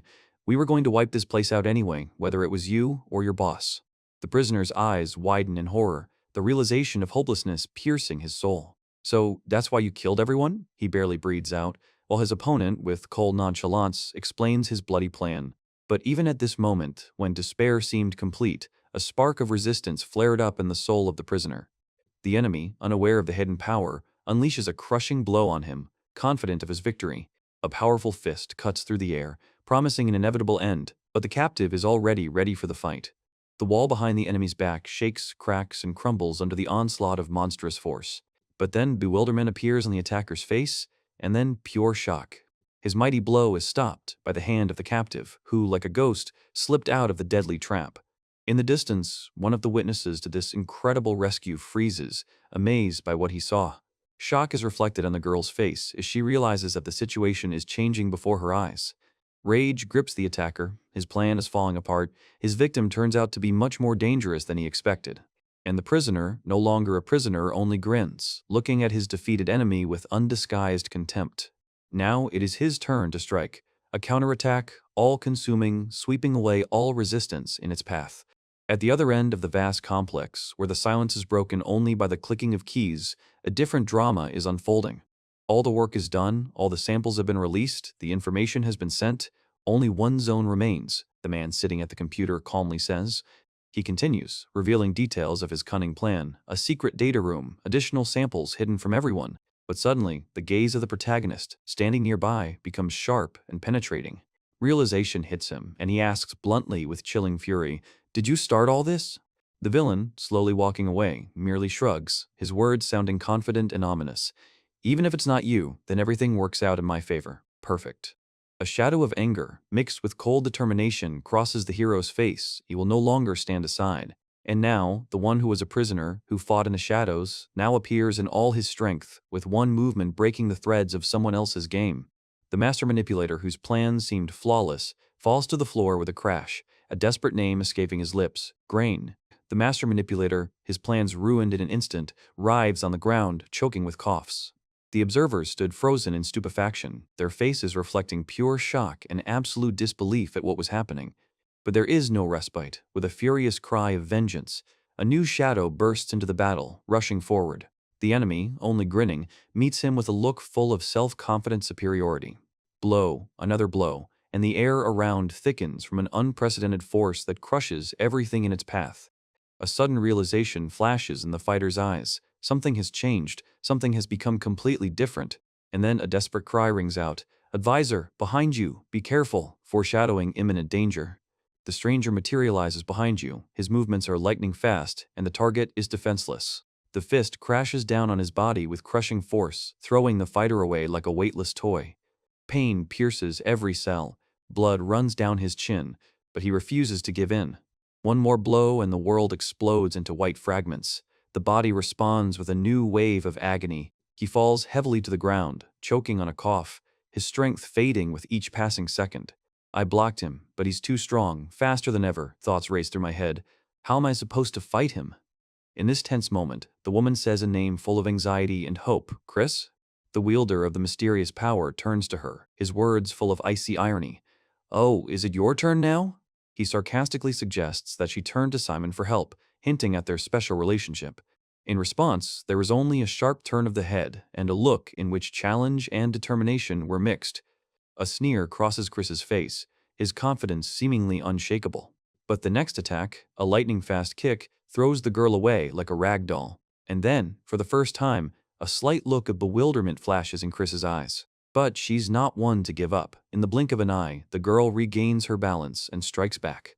Her fist crashes into the impenetrable defense, creating a powerful vortex of air around it.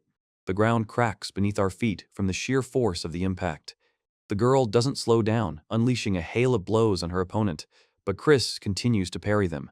Her body is a weapon, moving with incredible grace and speed. Each blow seems to find its target, but does no visible damage. Chris is stunned, realizing that the girl's speed far exceeds his expectations. But there is one but. A mocking smile appears on the brute's face. She simply lacks the brute force to break through his defense. Do you really think you can defeat me with such pathetic strength? The brute growls, throwing back her attack. He swings his arm, and there is a threat in his voice. You need to attack more powerfully, like this. A powerful blow from the brute's fist comes down, shaking everything around. The girl flies away, clutching her hand in pain, her body thrown to the side with force. The brute grins smugly, anticipating an easy victory. But at that moment, a voice full of rage is heard. Hey, bastard! Chris turns around, dumbfounded. A swift shadow flashes past, delivering a lightning-fast blow to Chris's head. Chris stunned, stepping back before he could even comprehend where the attack came from. His new opponent, Jay, doesn't give him time to recover, delivering a powerful kick to the thug's stomach. Chris winces as he feels his renowned defenses crack under the onslaught of furious blows. Another blow throws Chris back, his massive body landing heavily. Chris's eyes are filled with anger and confusion as the girl, hovering above him, gains altitude again. The girl doesn't give him time to come to his senses, unleashing a hail of blows that make the ground around him shake. But on the face of the person watching the fight, one can read not fear for Chris, but true horror at what is happening. After all, Jax, his partner, suddenly comes up with a completely different, crazy idea. He can't bear the thought of defeat. He can't just stand by and watch their fates being decided without their participation. Recognizing that his comrade is right, he feels a rage building inside him, demanding action. Through the dust and roar, he breaks away from the spot, rushing into battle as if in his last hope. Meanwhile, in another place, a certain man with a cynical smile anticipates the imminent massacre. The young man tries to get answers, demanding an explanation for this insane order. But in response, he receives only a dismissive shrug, behind which lies icy indifference. He begins to reveal his true purpose, accusing them of betrayal and naivety. The accused's gaze is full of anxiety, but there is also a shadow of understanding in it. And then, with disgusting kindness, he promises to save one of them, offering a dubious deal. Shock and disbelief distort the face of the one chosen for this terrible mission. The hooded man clarifies that this is not his initiative, but an order from above, confirming the hopelessness of the situation. A young man, Alpha, interrupts this ominous dialogue, taking on the burden of decision. With determination in his eyes, he speaks words that sound like both a sentence and a promise. The man in the suit's gaze freezes, full of mixed emotions, realizing the full tragedy of the situation. And finally, he makes this difficult decision, although there is an echo of despair in his voice. The hooded man, as if satisfied with the result, takes a step back, preparing to retreat. But Alpha doesn't move, and at that moment the hoodie turns again, his smile taking on a predatory hue. Alpha doesn't look away, his blue eyes burning with cold determination despite the sweat running down his temple. The hooded one attacks from above, raining down a hail of insults on him, as if trying to crush not only his body, but his spirit as well. But Alpha, thrown back by the powerful blow, only slides along the ground, demonstrating amazing stability. The next second, he is already rushing forward, his figure blurring in a swift dash. Alpha's furious counterattack sends the overconfident opponent flying. The hoodie flies off, crashing into an invisible barrier, but immediately regains his balance. "Do you feel it?" he asks hoarsely, standing up. "Still naive to think someone of your kind could defeat me?" A sudden beat from his earpiece interrupts him, and a look of genuine concern appears on his face. The voice in my ear says only two words, but they fall like thunder. Jai is dead. Disbelief distorts the hooded man's face. Dead? What are you talking about? Are you sure? I just discovered his body myself, the voice replies, and the image shows a bloody figure. What the hell? Simon explodes, his anger mixing with shock. Who could have killed Jai? I can't believe it, he said, looking around the ruined arena. None of those weaklings could have done this. Meanwhile, Alpha, breathing heavily, bows his head, his wounds starting to bleed. Simon, I know this is hard to believe, the voice continues, but Jai is dead, that's a fact. At that moment, Alpha looks up, and a vague memory of someone he shouldn't be remembering right now flashes in his eyes. He staggers, feeling his strength leaving him, but his mind is already making a decision. Gritting his teeth, Alpha utters the words that could change everything. Unlock the limit. Meanwhile, Simon receives another warning. Be careful with that Alpha. Careful? I was going to finish him off, Simon protests, but when he turns around, Alpha has vanished into thin air. But before Simon can blink, something materializes right behind him. It's Alpha, but his attack is devastating this time, sending Simon flying. What? When did he manage to gain so much power? Flashes through his head. Where did this power come from? It's not the same as before, he asks in horror, sensing something is wrong. Simon barely gets up when Alpha is already rushing towards him, delivering a crushing kick. Another blow follows, merciless and precise, breaking through any defense. Simon tries to dodge, but Alpha gets ahead of him, spinning into a deadly whirlwind. Another blow and Simon finds himself on the ground, his body aching in pain. Blood runs down his face, and a silent question is frozen in his eyes. Who is this powerful enemy? What the hell? Simon breathes out, realizing the depth of his defeat. Meanwhile, somewhere in the depths of the complex, another man in a white coat is rushing towards the coveted door. He connects the portable device to the remote, and the silence is filled with an electronic beep. There is determination on his face. This is a mission that cannot be delayed. Lines of code flash across the screen, heralding the revelation of a secret. With a loud clang, the door opens, revealing a passage into the unknown. He steps inside, blinded by the bright light, into a majestic corridor leading to the truth. All the research data conducted since the arrival of their mysterious boss is stored here. Access here is strictly limited, but the emergency has allowed him to penetrate this deep, yet Alpha's family is nowhere to be seen. Without wasting a second, he starts downloading the data while there's still a chance, before anyone notices him. But a sudden voice, sounding right behind him, interrupts his actions. So you were here? A recognizable voice makes him turn around, and a shocking picture appears before him, the chief, with a pistol in his hand. A look full of pain and rage, and a bitter reproach bursts from his lips. The boss accuses him of ruining all the plans, but the protagonist harshly reminds him of the inhumane experiments. The revelation about the ins and outs of his work causes only silent indignation in the chief. The protagonist reveals the shocking truth. He was there to protect him, not to destroy him. The boss refuses to believe, clinging to his distorted version of events. His consciousness resists, trying to find justification for his actions. The protagonist realizes that the chief was not just experimenting, but was also hiding something much deeper. The true picture begins to emerge: a locked room, working machines, the key to the chief's dark research. The obviousness of the evidence makes the chief lose the last of his composure. The protagonist puts forward his theory, but the chief, not listening, demands to know whose side he is fighting on.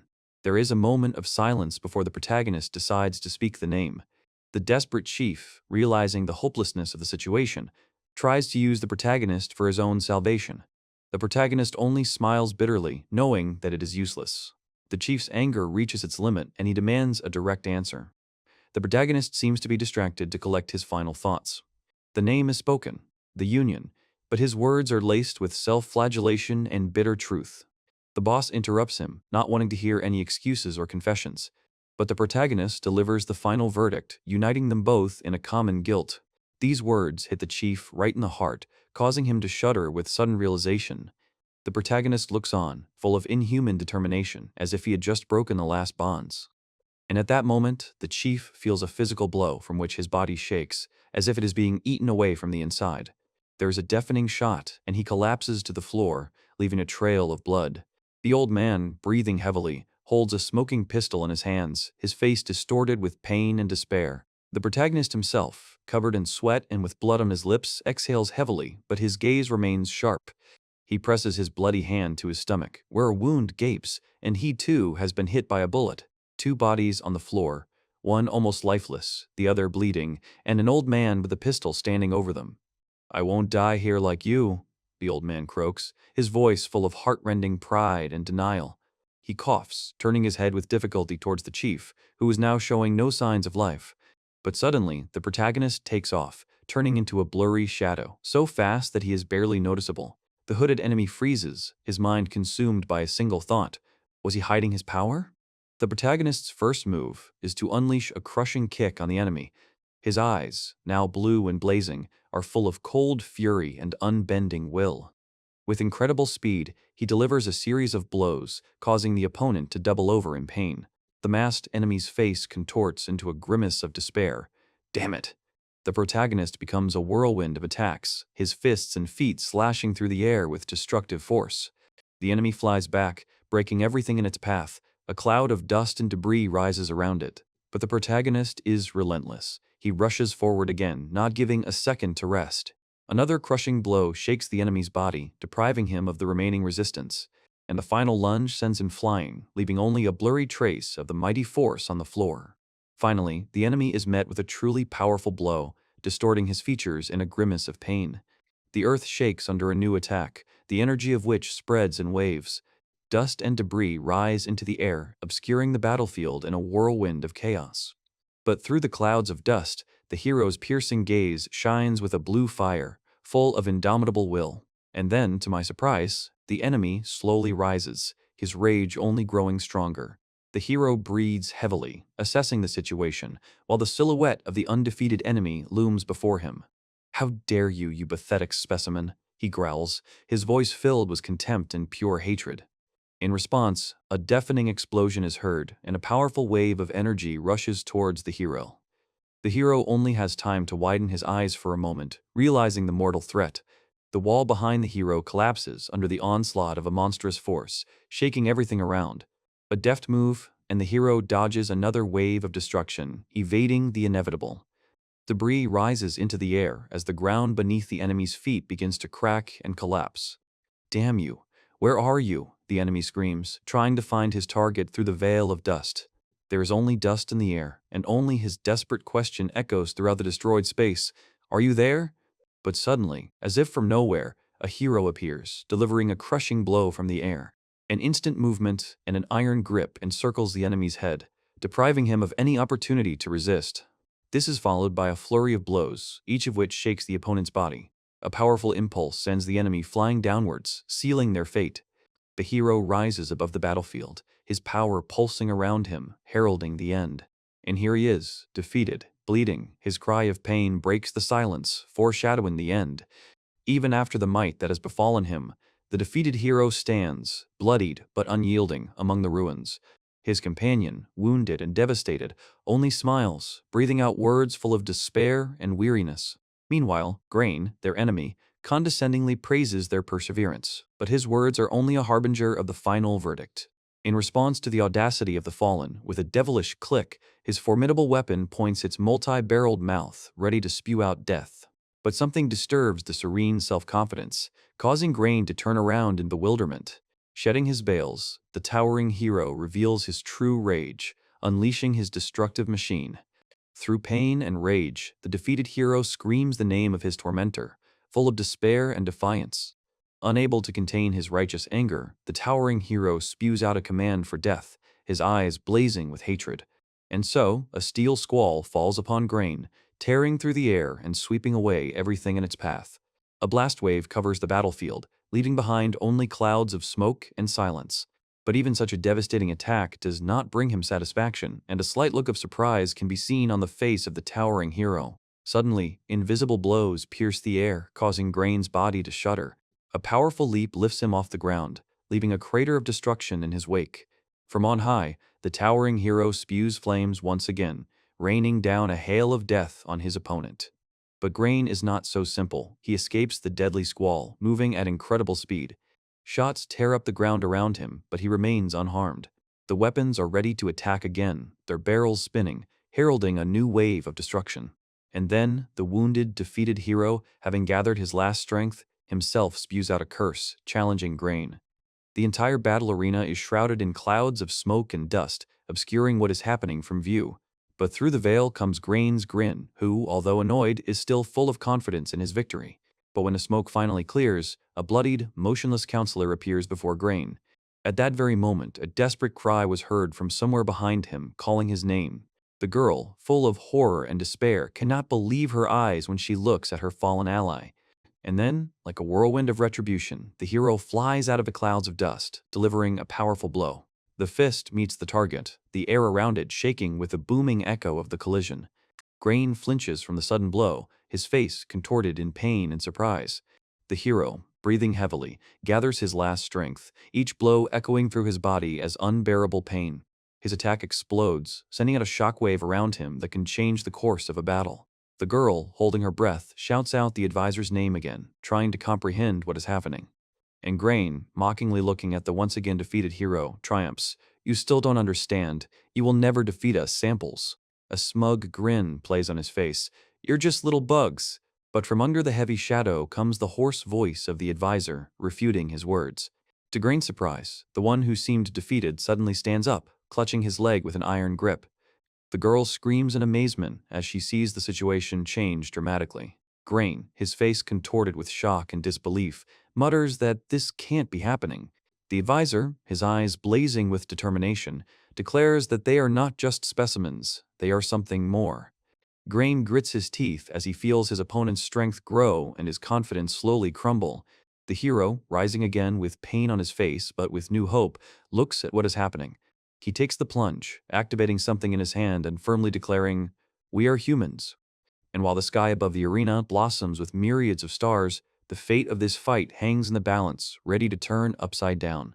Gray's words are lost in a deafening roar as the ground opens up under the impact of his despair. These are not just words, this is the cry of Alpha, a symbol of resistance embodied in self-sacrifice. The sky, just a second ago strewn with stars, seems to tremble from this power. The second wave of impact rolls through the valley, causing the air to vibrate with energy. Their opponents, accustomed to dominance, feel genuine terror for the first time, their bodies cracking under the onslaught of force. The arena turns into the epicenter of a giant explosion, engulfing everything around in a fiery whirlwind. Amidst the rubble and smoke, the surviving members of the elite squad look on with horror and incomprehension. There is a realization in their eyes. Gray planted the bomb, preparing for a suicide mission to take them with him. Bewilderment turns to rage as the full depth of his desperate plan dawns on them. The fiery haze gradually dissipates, revealing a destroyed arena. But the shock quickly turns into something more, a premonition of a new, even more terrible threat. And suddenly, through the clouds of smoke, a silhouette appears, unharmed, with a grin on his face, uttering only one word. "You." This word sounds like a death sentence, and the members of the elite squad cannot believe their eyes. How could he have survived? The one they were fighting emerges from the fire, almost untouched, and his tone becomes cold and deadly. His smile is distorted with rage, foreshadowing a cruel retribution for their insolence. The girl's face is distorted with fear. Her heart stops in anticipation of imminent death. Without further ado, he charges, his fist thrusting forward with destructive force. Horror paralyzes movements, paralyzing the will to resist. Each of them understands, there is no hope, it is impossible to save themselves. The world around them crumbles, shattering into pieces under the monstrous blow that marks their end. She fell through the rubble, desperately clinging to her fleeting life, but the momentum of destruction pulled her down. And yet, at the last moment, a wild cry burst from the depths of her soul, and she rushed into a counterattack, throwing all her strength into one blow. But the Colossus stood unmoved, its face distorted by a bestial grimace, its body tensed in anticipation, ready to absorb any pain. Her desperate blow was met by a wall of force, and she flew away like a toy thrown aside by the hand of a giant. The confusion lasted only a moment, but it was enough for the merciless punishment to fall upon her again and again, tearing apart her flesh and taking away the last crumbs of hope. Horror froze in her wide eyes. The realization of her own powerlessness pierced her heart like an icy dagger. Bleeding, the monster only grinned vilely, making it clear that her pathetic blows were of no use to him. But in her eyes, through the pain and fear, a spark of mad determination flashed, a readiness to fight until her last breath. And again, the Colossus swung, releasing a blow of monstrous power, capable of destroying everything in its path. He mockingly asked if she would run forever, but her clenched fists spoke of the impossibility of retreat. Suddenly, out of nowhere, a new shadow appeared and crashed into the monster, giving a fleeting illusion of salvation. The Colossus was taken aback. His angry grimace became even more terrifying, and his body staggered slightly from the unexpected blow. That moment of hesitation became an opportunity, and the woman, gathering her remaining strength, rushed forward, her fist flying towards the target with the fury of despair. The heavy blow landed right on target, distorting the monster's face with a grimace of pain, but only for a moment, without breaking his will. She clung to him, holding him, feeling his monstrous strength but not retreating, while anger burned in her eyes. "Die!" the giant growled, his eyes flashing with an otherworldly light, foreshadowing the inevitable end. His fist came down with crushing force, delivering a blow that seemed destined to end any life. Another intervention, another warrior rushed into the fight again, trying to distract the monster, but only for a short moment. The Colossus, ignoring the minor bites, turned around, aiming its deadly blow at its new victim, leaving the woman aside. The next blow was intended for the man, and he fell upon him with a furious rage, sending him flying like a helpless doll. The earth shakes from the monstrous impact, leaving a crater. The woman, in horror, screams out her comrade's name. But, like a Frondal, the man suddenly pushes off the ground, avoiding a direct collision. Another explosion rocks the area, smashing rocks into dust. A desperate cry of, "No!" bursts from her chest, foreshadowing the inevitable. The man lands hard and is surrounded by a cloud of dust and debris. But at that moment, his fist begins to emit an ominous red glow. The Colossus looks at him with disdain, declaring that the man who irritated him will die first. The Colossus strikes again, his face contorted with rage, but his eyes flash with confusion. He brings his fist down with all his might, wanting to crush his opponent. In response, the man, gathering all his hatred, shouts, "Die, monster!" A powerful wave of energy erupts from beneath his fist, attempting to push the giant back. The Colossus reaches out to him, trying to stop this desperate gesture. But a giant grapple grabs his leg, interrupting the attack. "You're driving me crazy," the Colossus growls, and slams him back down to the ground with deadly force. A desperate cry of pain echoes throughout the destroyed arena. The ground around him explodes, shattering into jagged pieces. His face is distorted with agony, blood runs down his chin. Another wave of destruction lifts stones into the air, but through the veil of dust, a swift figure of a woman breaks through, rushing towards the Colossus with a shining blade. Her gaze burns with uncontrollable rage, a thirst for retribution that has accumulated over many years. And now her blade sinks into the Colossus's body, piercing the flesh with terrifying force. Magical energy erupts from the wound, causing the monster to wince in pain. The stunned giant cannot believe his eyes. His mighty strength did not save him from the treacherous blow.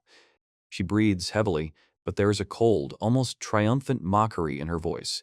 "You made a fatal mistake by showing me your back, and this time I was able to use all my power." The Colossus staggers, trying to stay on its feet, but the blow was too accurate. However, her gaze is clouded by anxiety. Her heart is pierced, but the monster is still alive. Spewing curses and blood, he still refuses to give in, his eyes blazing with insane rage. The last surge of his monstrous power crashes down onto the ground, leaving a crater in its wake.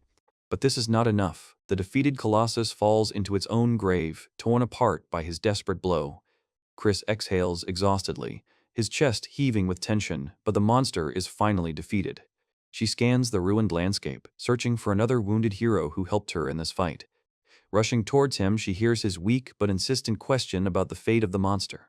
"He's dead," she replies shortly, and in response, she hears a bitter, heart-rending laugh. He was too self-confident. Leaning against each other, they exchange words full of weariness and hopelessness. "How are you? I think I'm going to die." Suddenly, he calls her name, and she looks questioningly at her dying ally. But he is already looking in the other direction, at the body of his fallen comrade, Jax. A new horror is reflected in their eyes when they see what has not yet passed into oblivion. Through the pain and coughing, he reminds Chris that this victory is their shared achievement, the fruit of their joint efforts. His final words are both a reproach and a request. Is she proud? He's proud of having helped and asks her to take care of his team. The dying advisor's face is distorted with pain, but his gaze remains stubborn and full of unlived emotions. Chris wastes no time worrying about the others who were beaten by the counselor, while Jax tries to calm her down. However, Chris is adamant and declares that she will go searching herself. Jax only silently follows her. Almost gone, Chris turns around and calls out to the fallen advisor, causing Jax to turn around in confusion. Through a wheeze and blood, the advisor confesses to beating Gray's group, claiming that this was the only way to save them from a worse fate. Jax, with cold calculation, only squeezes out a short, Exactly, realizing the duality of his actions. The counselor's body is racked with a painful cough as Chris and Jax watch in silence as he fades away. With his last breath, he mourns the unfulfilled dream, the summit that remains inaccessible. A shadow of sympathy, mixed with weariness from the endless struggle, froze on Chris's face. Tears of helplessness streamed down his cheeks. He begs not to let him die here, wanting only a peaceful life without medication. The last of my strength leaves me, and a curse is uttered in a broken whisper. A large tear, like a drop of dew, slowly rolls down a dirty cheek. And so, the last breath escaped his chest, his body went limp, his eyes forever stared into the void. Chris and Jax freeze in horror as the name of the deceased is revealed to them in the final moments. Jax. But suddenly, as if from nowhere, a new figure appears, her voice sharp and piercing. The new opponent, surrounded by an aura of danger, explains her delay by unexpected interference. Chris and Jax clench their fists, preparing for another, unexpected confrontation. She looks at the body of the fallen advisor in surprise, calling him Gasp, not believing that anyone could defeat him. Her gaze, full of fury and suspicion, turns to Chris and Jax. Standing shoulder to shoulder, they face the new threat, their resolve unwavering. His gaze, firm and unyielding, did not waver in the face of the new threat.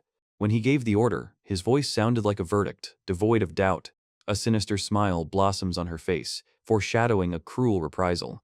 Every step she takes echoes through the halls as she assesses the potential of this lab. However, the opponents, Chris and Jax, turned out to be much more formidable than expected. They decide to act together, realizing that only a joint attack has a chance. In response, she releases a wave of energy, pushing them back with a powerful thrust. The force of the blow was so great that they were thrown back like light feathers. With a victorious smile, she begins to concentrate her incredible power. A powerful energy discharge pierces the earth, leaving furrows of destruction in its wake. But even wounded, Chris and Jax do not give up, their faces distorted with tension. Chris rushes forward, desperately trying to close the distance. Jax is having trouble catching his breath, and Chris looks at his wounds with concern. Horror flashes in her eyes, the realization of the full force of the enemy. Jax, bleeding, screams, trying to warn them of the impending danger. The villainess, pleased with their reaction, mockingly asks her name. Chris is amazed to see the incredible energy concentrated in her hand. Jax realizes with bitterness that just one movement of hers is capable of such destruction. With a cool smile, she urges them to hurry, as if it were a simple formality. And then, without hesitation, her foot comes crashing down on Jax. Her movements are a blur, her speed almost inhuman. In an instant, she was looming over Jax, her punch flying straight at the target.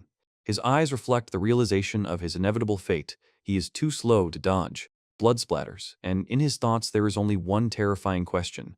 Is this the end? But suddenly, there is a flash of light, and Chris's silhouette rushes past, blocking the crushing blow. The villainess only lets out a mocking sigh, her grin only widening.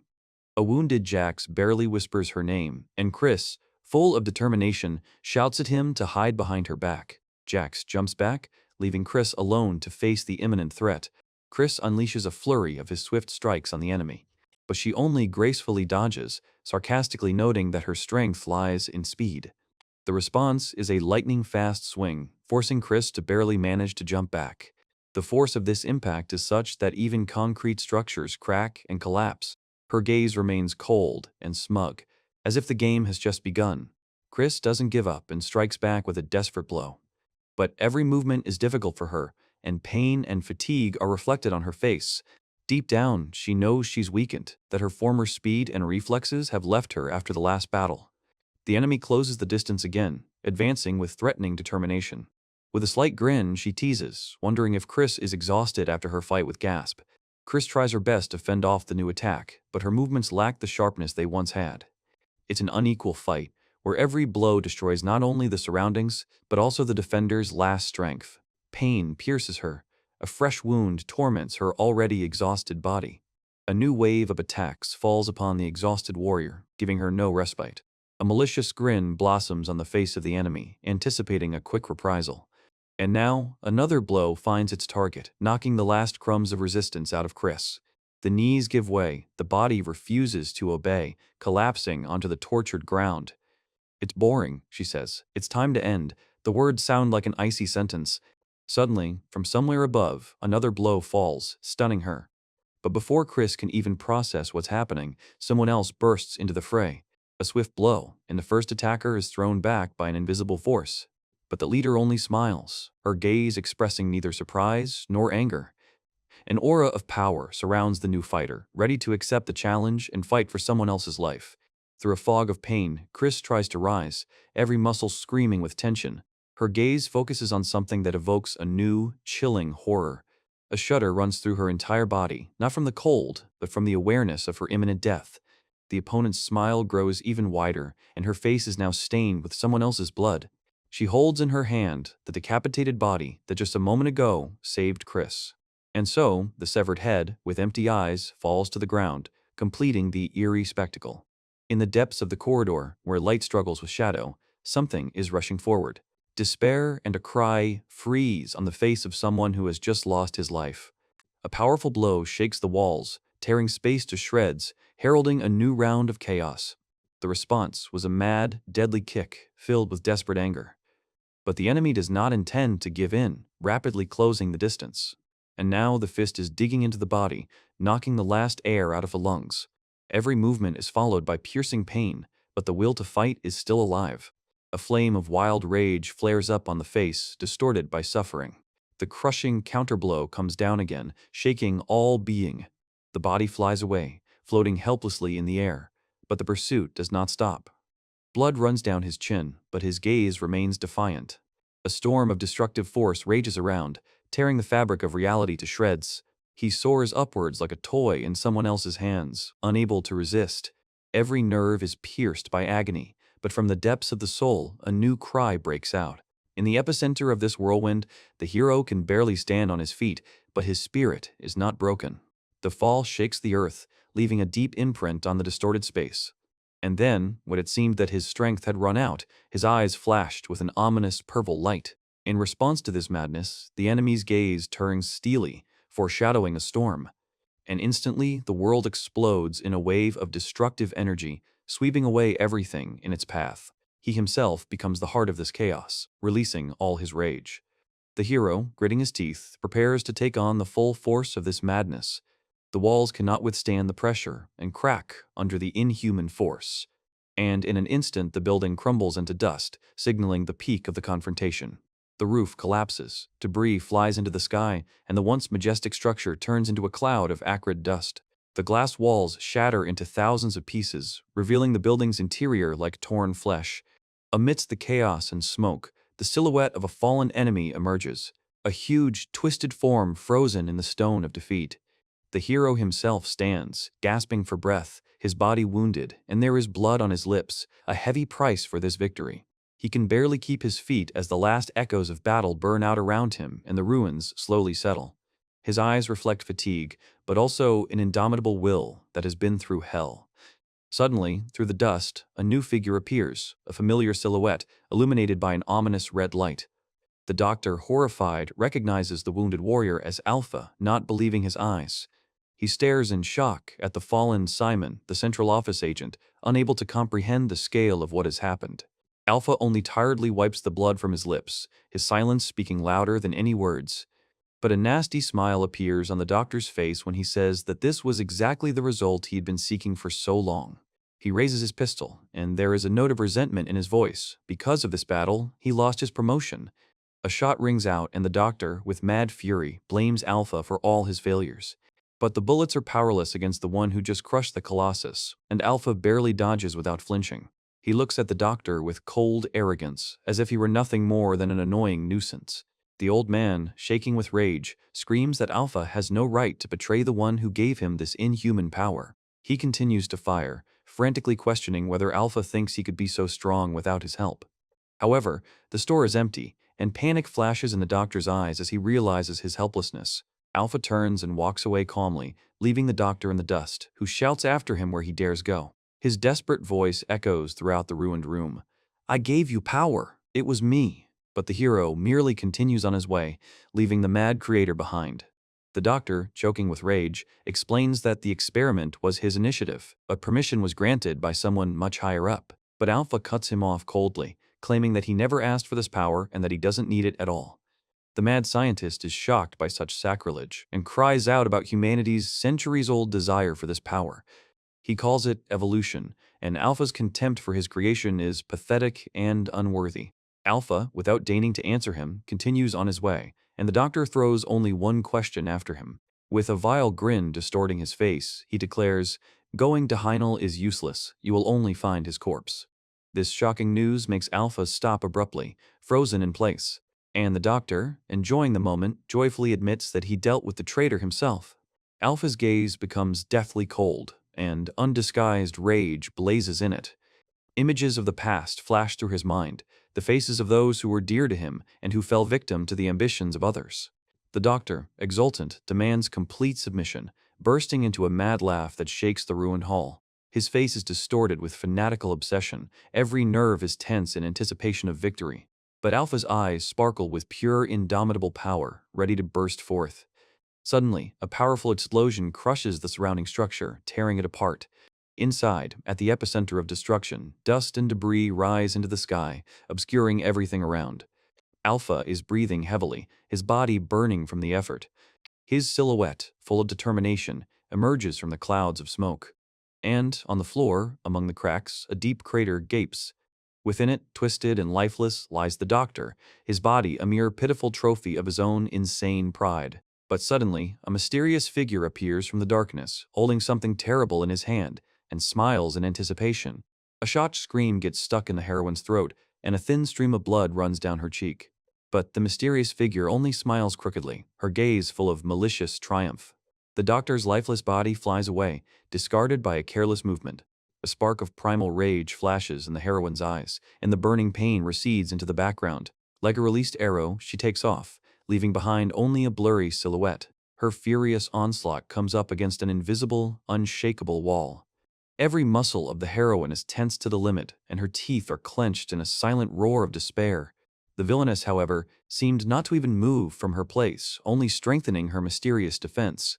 An ominous fire flashes in her eyes, foreshadowing a quick and inevitable retribution. The counterattack falls upon the heroine, breaking not only her body, but also the remnants of her will. Thrown back, she desperately tries to stay on her feet, leaving a trail of blood. "Why did you stop? Don't you want to attack me harder?" the villainess mockingly throws, looking down at her from above. The heroine rushes forward again, releasing a blow of such force that the air around her trembles. But he doesn't achieve his goal either. "Your blows are weak," the villainess drawls with feigned murderous boredom.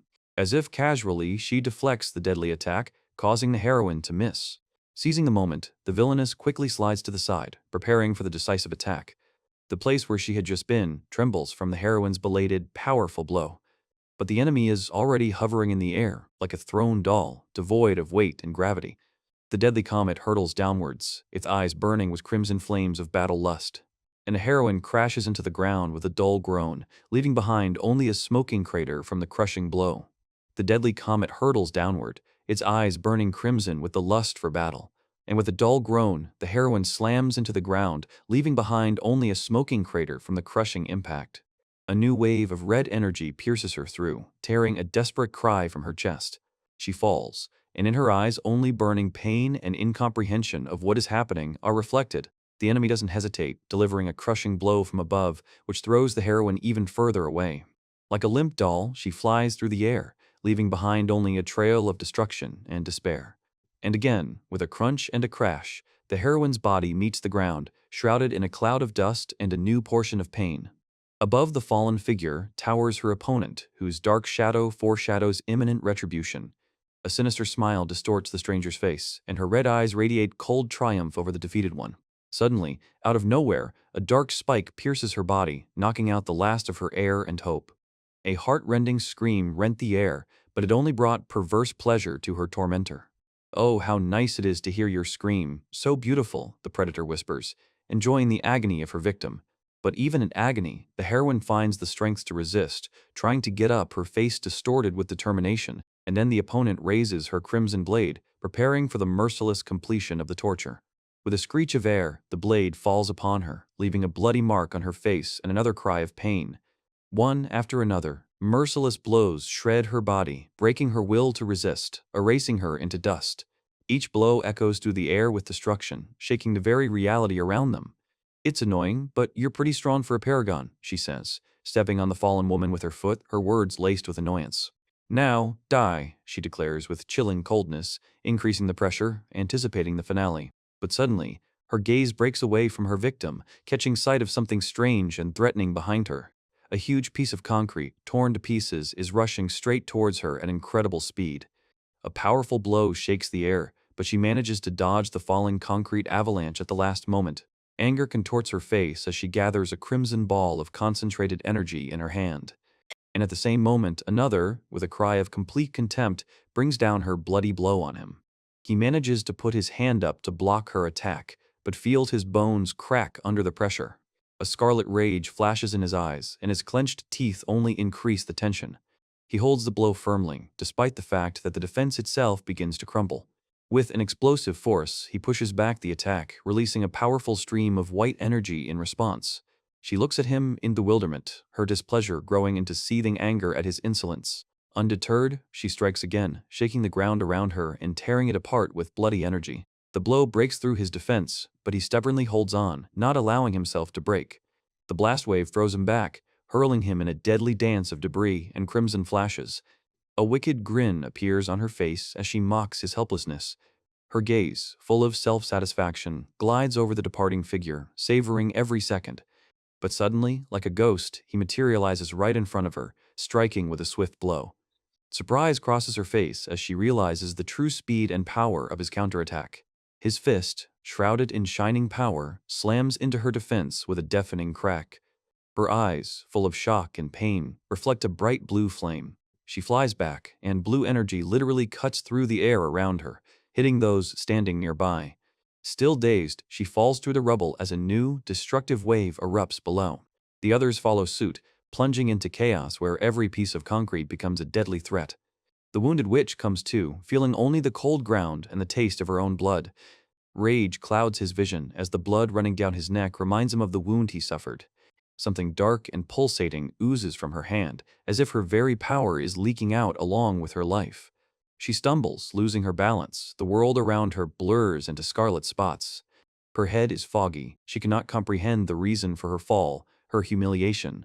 Could these insignificant bugs really have brought down her, the mighty one, in such an absurd way? Debris falls, dragging down those who had recently been fighting on the edge of the abyss.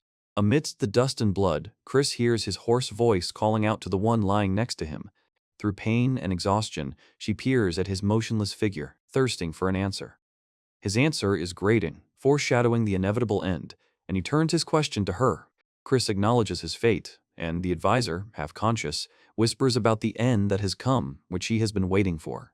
He fought, clinging to life, but fate overtook him, and all efforts were in vain. A dying cough shakes his body, and he begins to speak while he still has strength. Not for Alpha, not for the mission, but for her alone, he lived and fought in his damned life. Her body goes limp, the advisor's words piercing her like a final blow. Chris, trying to push away the uninvited frankness, asks him to stop, but he only silently agrees. She admits that she has lost the ability to feel, to understand, and he, gritting his teeth, realizes the bitter truth of her words. But even without emotion, Chris gives him a promise. She will stay with him, because she knows how afraid he is of loneliness. He answers her, assuring her that he will be able to hold out so as not to leave her to die alone. And these words, this last exchange, seem to him quite enough for the end, dissolving into endless ruins. But even at the end, when the darkness thickens and the world turns to dust, distant stars still twinkle overhead, as if promising something unbreakable. However, the world they find themselves in is far from a heavenly idyll. It is a labyrinth of mangled corridors, flooded with an alarming red light. Among the rubble of a destroyed laboratory, in a bloody mess, lies a tortured doctor, his face a mask of pain. But it is not pain, but an unwavering determination that is reflected in the eyes of Alpha, whose fate seems inextricably linked with this place. Another victim, barely visible beneath the rubble, groans quietly, testifying to the nightmare that has unfolded here. Alpha, like a ghost from the abyss, looks around the destroyed room, and just his name sounds in my head like a death sentence, Alpha. The camera then pans down to a floor littered with dark spots, each a silent cry of someone's agony. Off to the side, leaning against the wall, Dr. Heinel struggles to breathe, his shirt soaked in blood.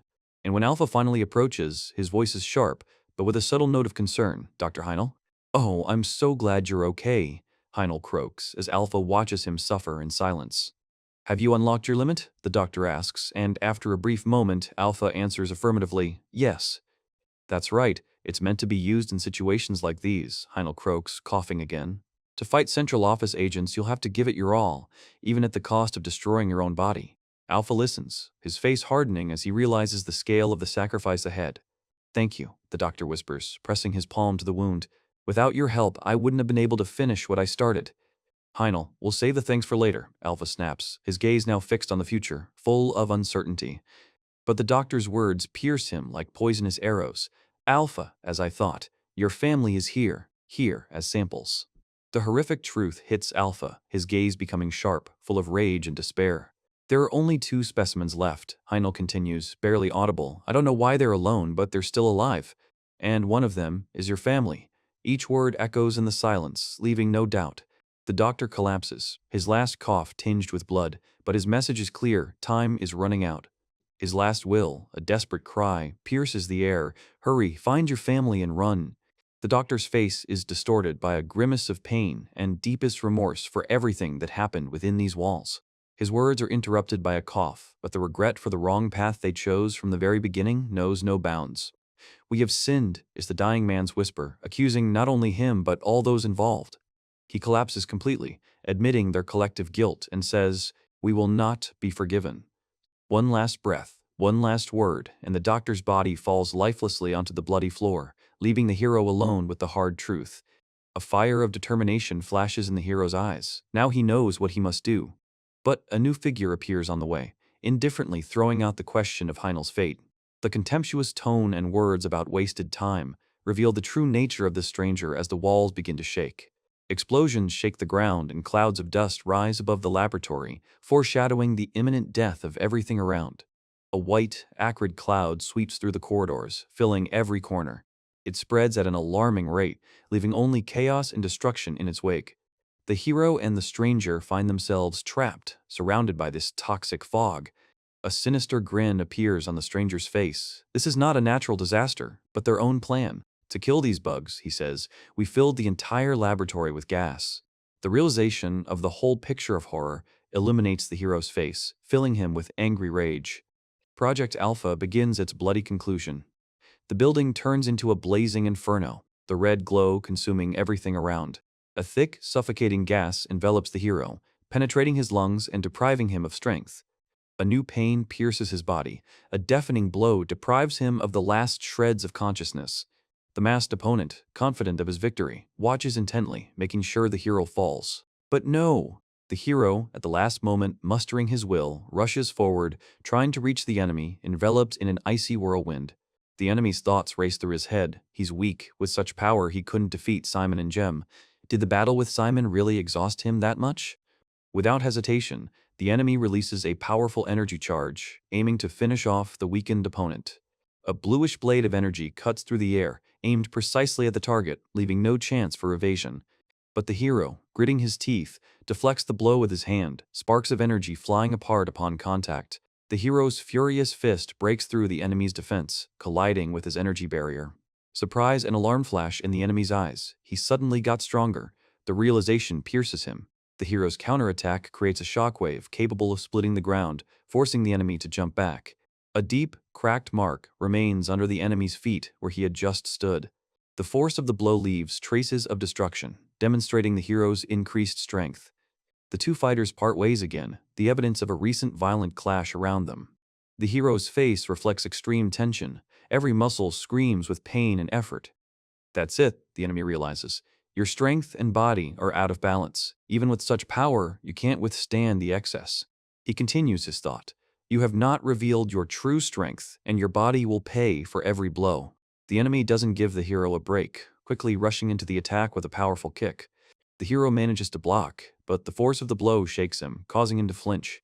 You might have been able to defeat Simon or Jem, the enemy thinks sarcastically, but that won't work on me. The enemy deftly dodges the hero's next attack, leaving behind only a trail of energy. He stands in the midst of the dissipating smoke, full of composure, awaiting the hero's next move. The hero falls to his knees, a bloody cough escaping his lungs, staining the floor crimson. Every movement is excruciating torture, and the air around seems to be filled with blood, soaked in agony. He gasps, his gaze helplessly fixed on the floor where his enemy's foot casts a shadow. The enemy towers over him, shrouded in a halo of billowing smoke, his figure seeming like the embodiment of inexorable fate. A steel grip squeezes the hero's face, forcing him to throw his head back, and only a heart-rending groan escapes from his throat.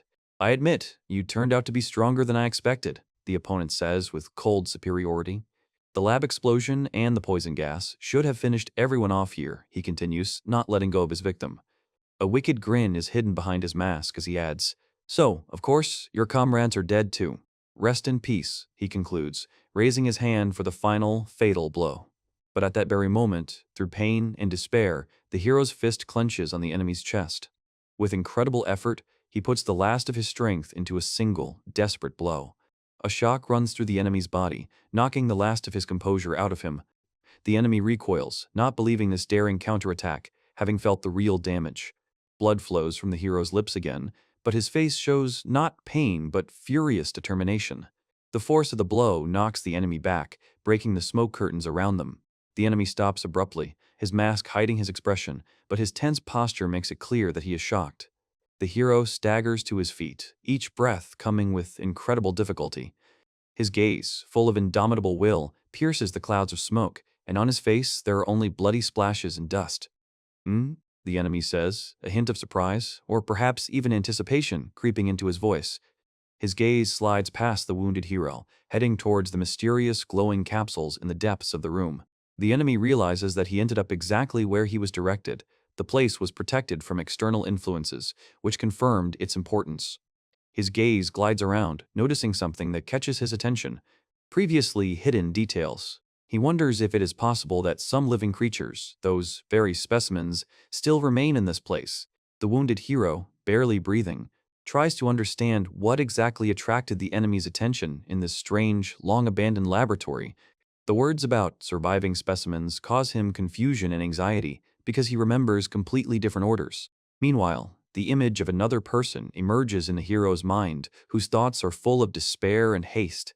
This man, standing on the brink of death, was obsessed with only one goal: to save what little was still possible. The bloody mark on the hero's face only emphasizes the severity of his own struggle and exhaustion. The enemy, closing his eyes with indifferent cruelty, brushes aside any other thoughts, focusing only on the order for total destruction. The hero staggers, barely able to stand on his feet. Every breath is difficult for him, threatening to break him completely. But suddenly, the enemy freezes, his gaze expressing slight bewilderment at the unexpected sight. He is surprised to see that the wounded hero is still able to stand, even though every breath causes him unbearable pain. The hero only hoarsely coughs up blood, his body desperately clinging to the last of its strength, not wanting to give up. The enemy, mockingly, suggests that the hero surrender, since the end of his agony is already inevitable. However, the hero, through the pain, replies, his mission is not yet complete, and he will not retreat until he fulfills his duty. Hearing this, the enemy smirks, repeating the word service with a contemptuous intonation, as if it were some kind of pathetic joke. He lets out a short, dismissive laugh as he looks at the barely alive hero, who seems to have one foot in the grave. But then his face contorts with rage, and he shouts the hero's name, doubting his true affiliation with the agents. In an instant, the enemy is on the move, delivering a lightning-fast blow designed to end any resistance. But the hero, despite his wounds and exhaustion, somehow miraculously dodges, causing the enemy to freeze in amazement at such resilience. Only a deafening explosion of emptiness remains behind, where the hero just dodged a moment ago. The enemy's face shows undisguised rage. His blow, it would seem, has certainly missed. Without giving anyone time to come to their senses, he rushes into the attack again, tearing up the ground beneath his feet. What's going on? He's gotten even stronger, flashes through his mind as he realizes the new level of resistance. But the hero, overcoming the pain, responds in kind, his eyes blazing with the blue flame of determination. Fist meets flesh, and a thunderous blow shakes the air. The opponent staggers back, trying to keep his balance, but the blow was too strong. The hero grabs his wrist, and electric shocks pierce the enemy's hand. One swift movement, and the enemy, helplessly spinning in the air, is under complete control. A crushing throw brings him down to the ground with a deafening roar.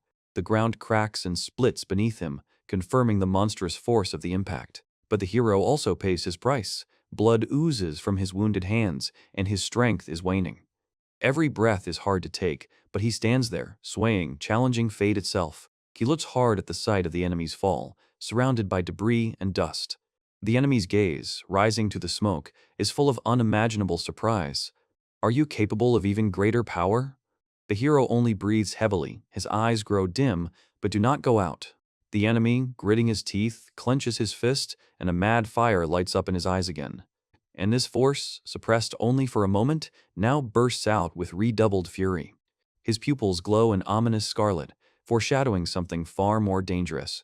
And at that moment, the enemy's body begins to change, swelling with unbridled, pure power. The enemy's words cut the air, a chilling statement of his overwhelming superiority. And so, with contemptuous confidence, he rushes into the attack, enveloped in the flames of monstrous energy. The hero, having frozen for a moment, immediately begins to move, his body a blurry shadow. Two vortices of power clash in the air, one descending, the other ascending, ready to crush everything in their path. His fist, charged with a bluish aura, rushes forward with incredible speed. A counterattack, glowing with an ominous orange light, flies towards him. Collision. Space shakes from the crushing blow, sparks fly in all directions. Pain shoots through him, but he grits his teeth, not retreating an inch. A powerful push throws him back, but the hero maintains his balance with astonishing speed. The enemy, distorted by the effort, enjoys his superior power. But the hero is not broken. His arm is wrapped in dark energy as he delivers a counterkick. And, again, there is an exchange. But now the opponent is ahead, his foot rushing towards the target. Strike. Precise and powerful, it slams the hero into an invisible wall. A sharp pain pierces the body, and blood colors the air. But even as he falls, he gathers his remaining strength, his fist glowing with purple fire. And so he rushes forward, bringing down a furious blow on the opponent's chest. For the first time in this fight, the enemy feels pain, his mouth twists into a grimace. But the price of this attack is high. His own hand cracks, bleeding, but his will remains unshakable. Even in flight, he manages to deliver another crushing blow. And finally, the final effort, a column of pure energy strikes upward, causing the enemy to fly. But the force still beats from under his feet, lifting him higher and higher into the split sky. The blast wave shakes everything around, destroying the ceiling and walls in a deadly dance. Our hero, beaten and bleeding, can barely stand on his feet. Every breath comes with unbearable pain. His eyes are full of incredible surprise, because he sees that the enemy is still alive. And indeed, the monster, as if mocking death, rises again. I didn't think this sample would be so problematic, the enemy mutters through groans. What are you? Whose power pulses through your veins? He spits, full of rage and incomprehension. But in response, there is only a furious surge of aura, which once again envelops the hero. His gaze is piercing, and energy fills every cell of his body. And this destructive power falls upon the enemy with new, furious force. The monster receives another crushing blow. A fountain of blood sprays from its body. The dark substance mixes with blood, drawing eerie patterns in the air. He flies off again, crashing into the already wounded walls with a deafening roar. The enemy's face, broken and mangled, miraculously remains in place. The building's structure cannot withstand the impact. The debris collapses, burying everything underneath. Our hero, exhausted and wounded, slowly sinks into the bright light, barely able to stand. Both fighters lie among the ruins, exhausted by a battle that seemed to tear the world apart. Breathing with difficulty, he tries to come to his senses, looking at the tormented sky. His gaze still burns with the flame of determination, despite the pain and exhaustion. And then the exhausted enemy, gathering his last strength, croaks out terrifying words about new samples, and the fact that one of them is the hero's own blood. Hearing this, his world collapsed. His body fell to the floor with a dull thud, unable to resist any longer.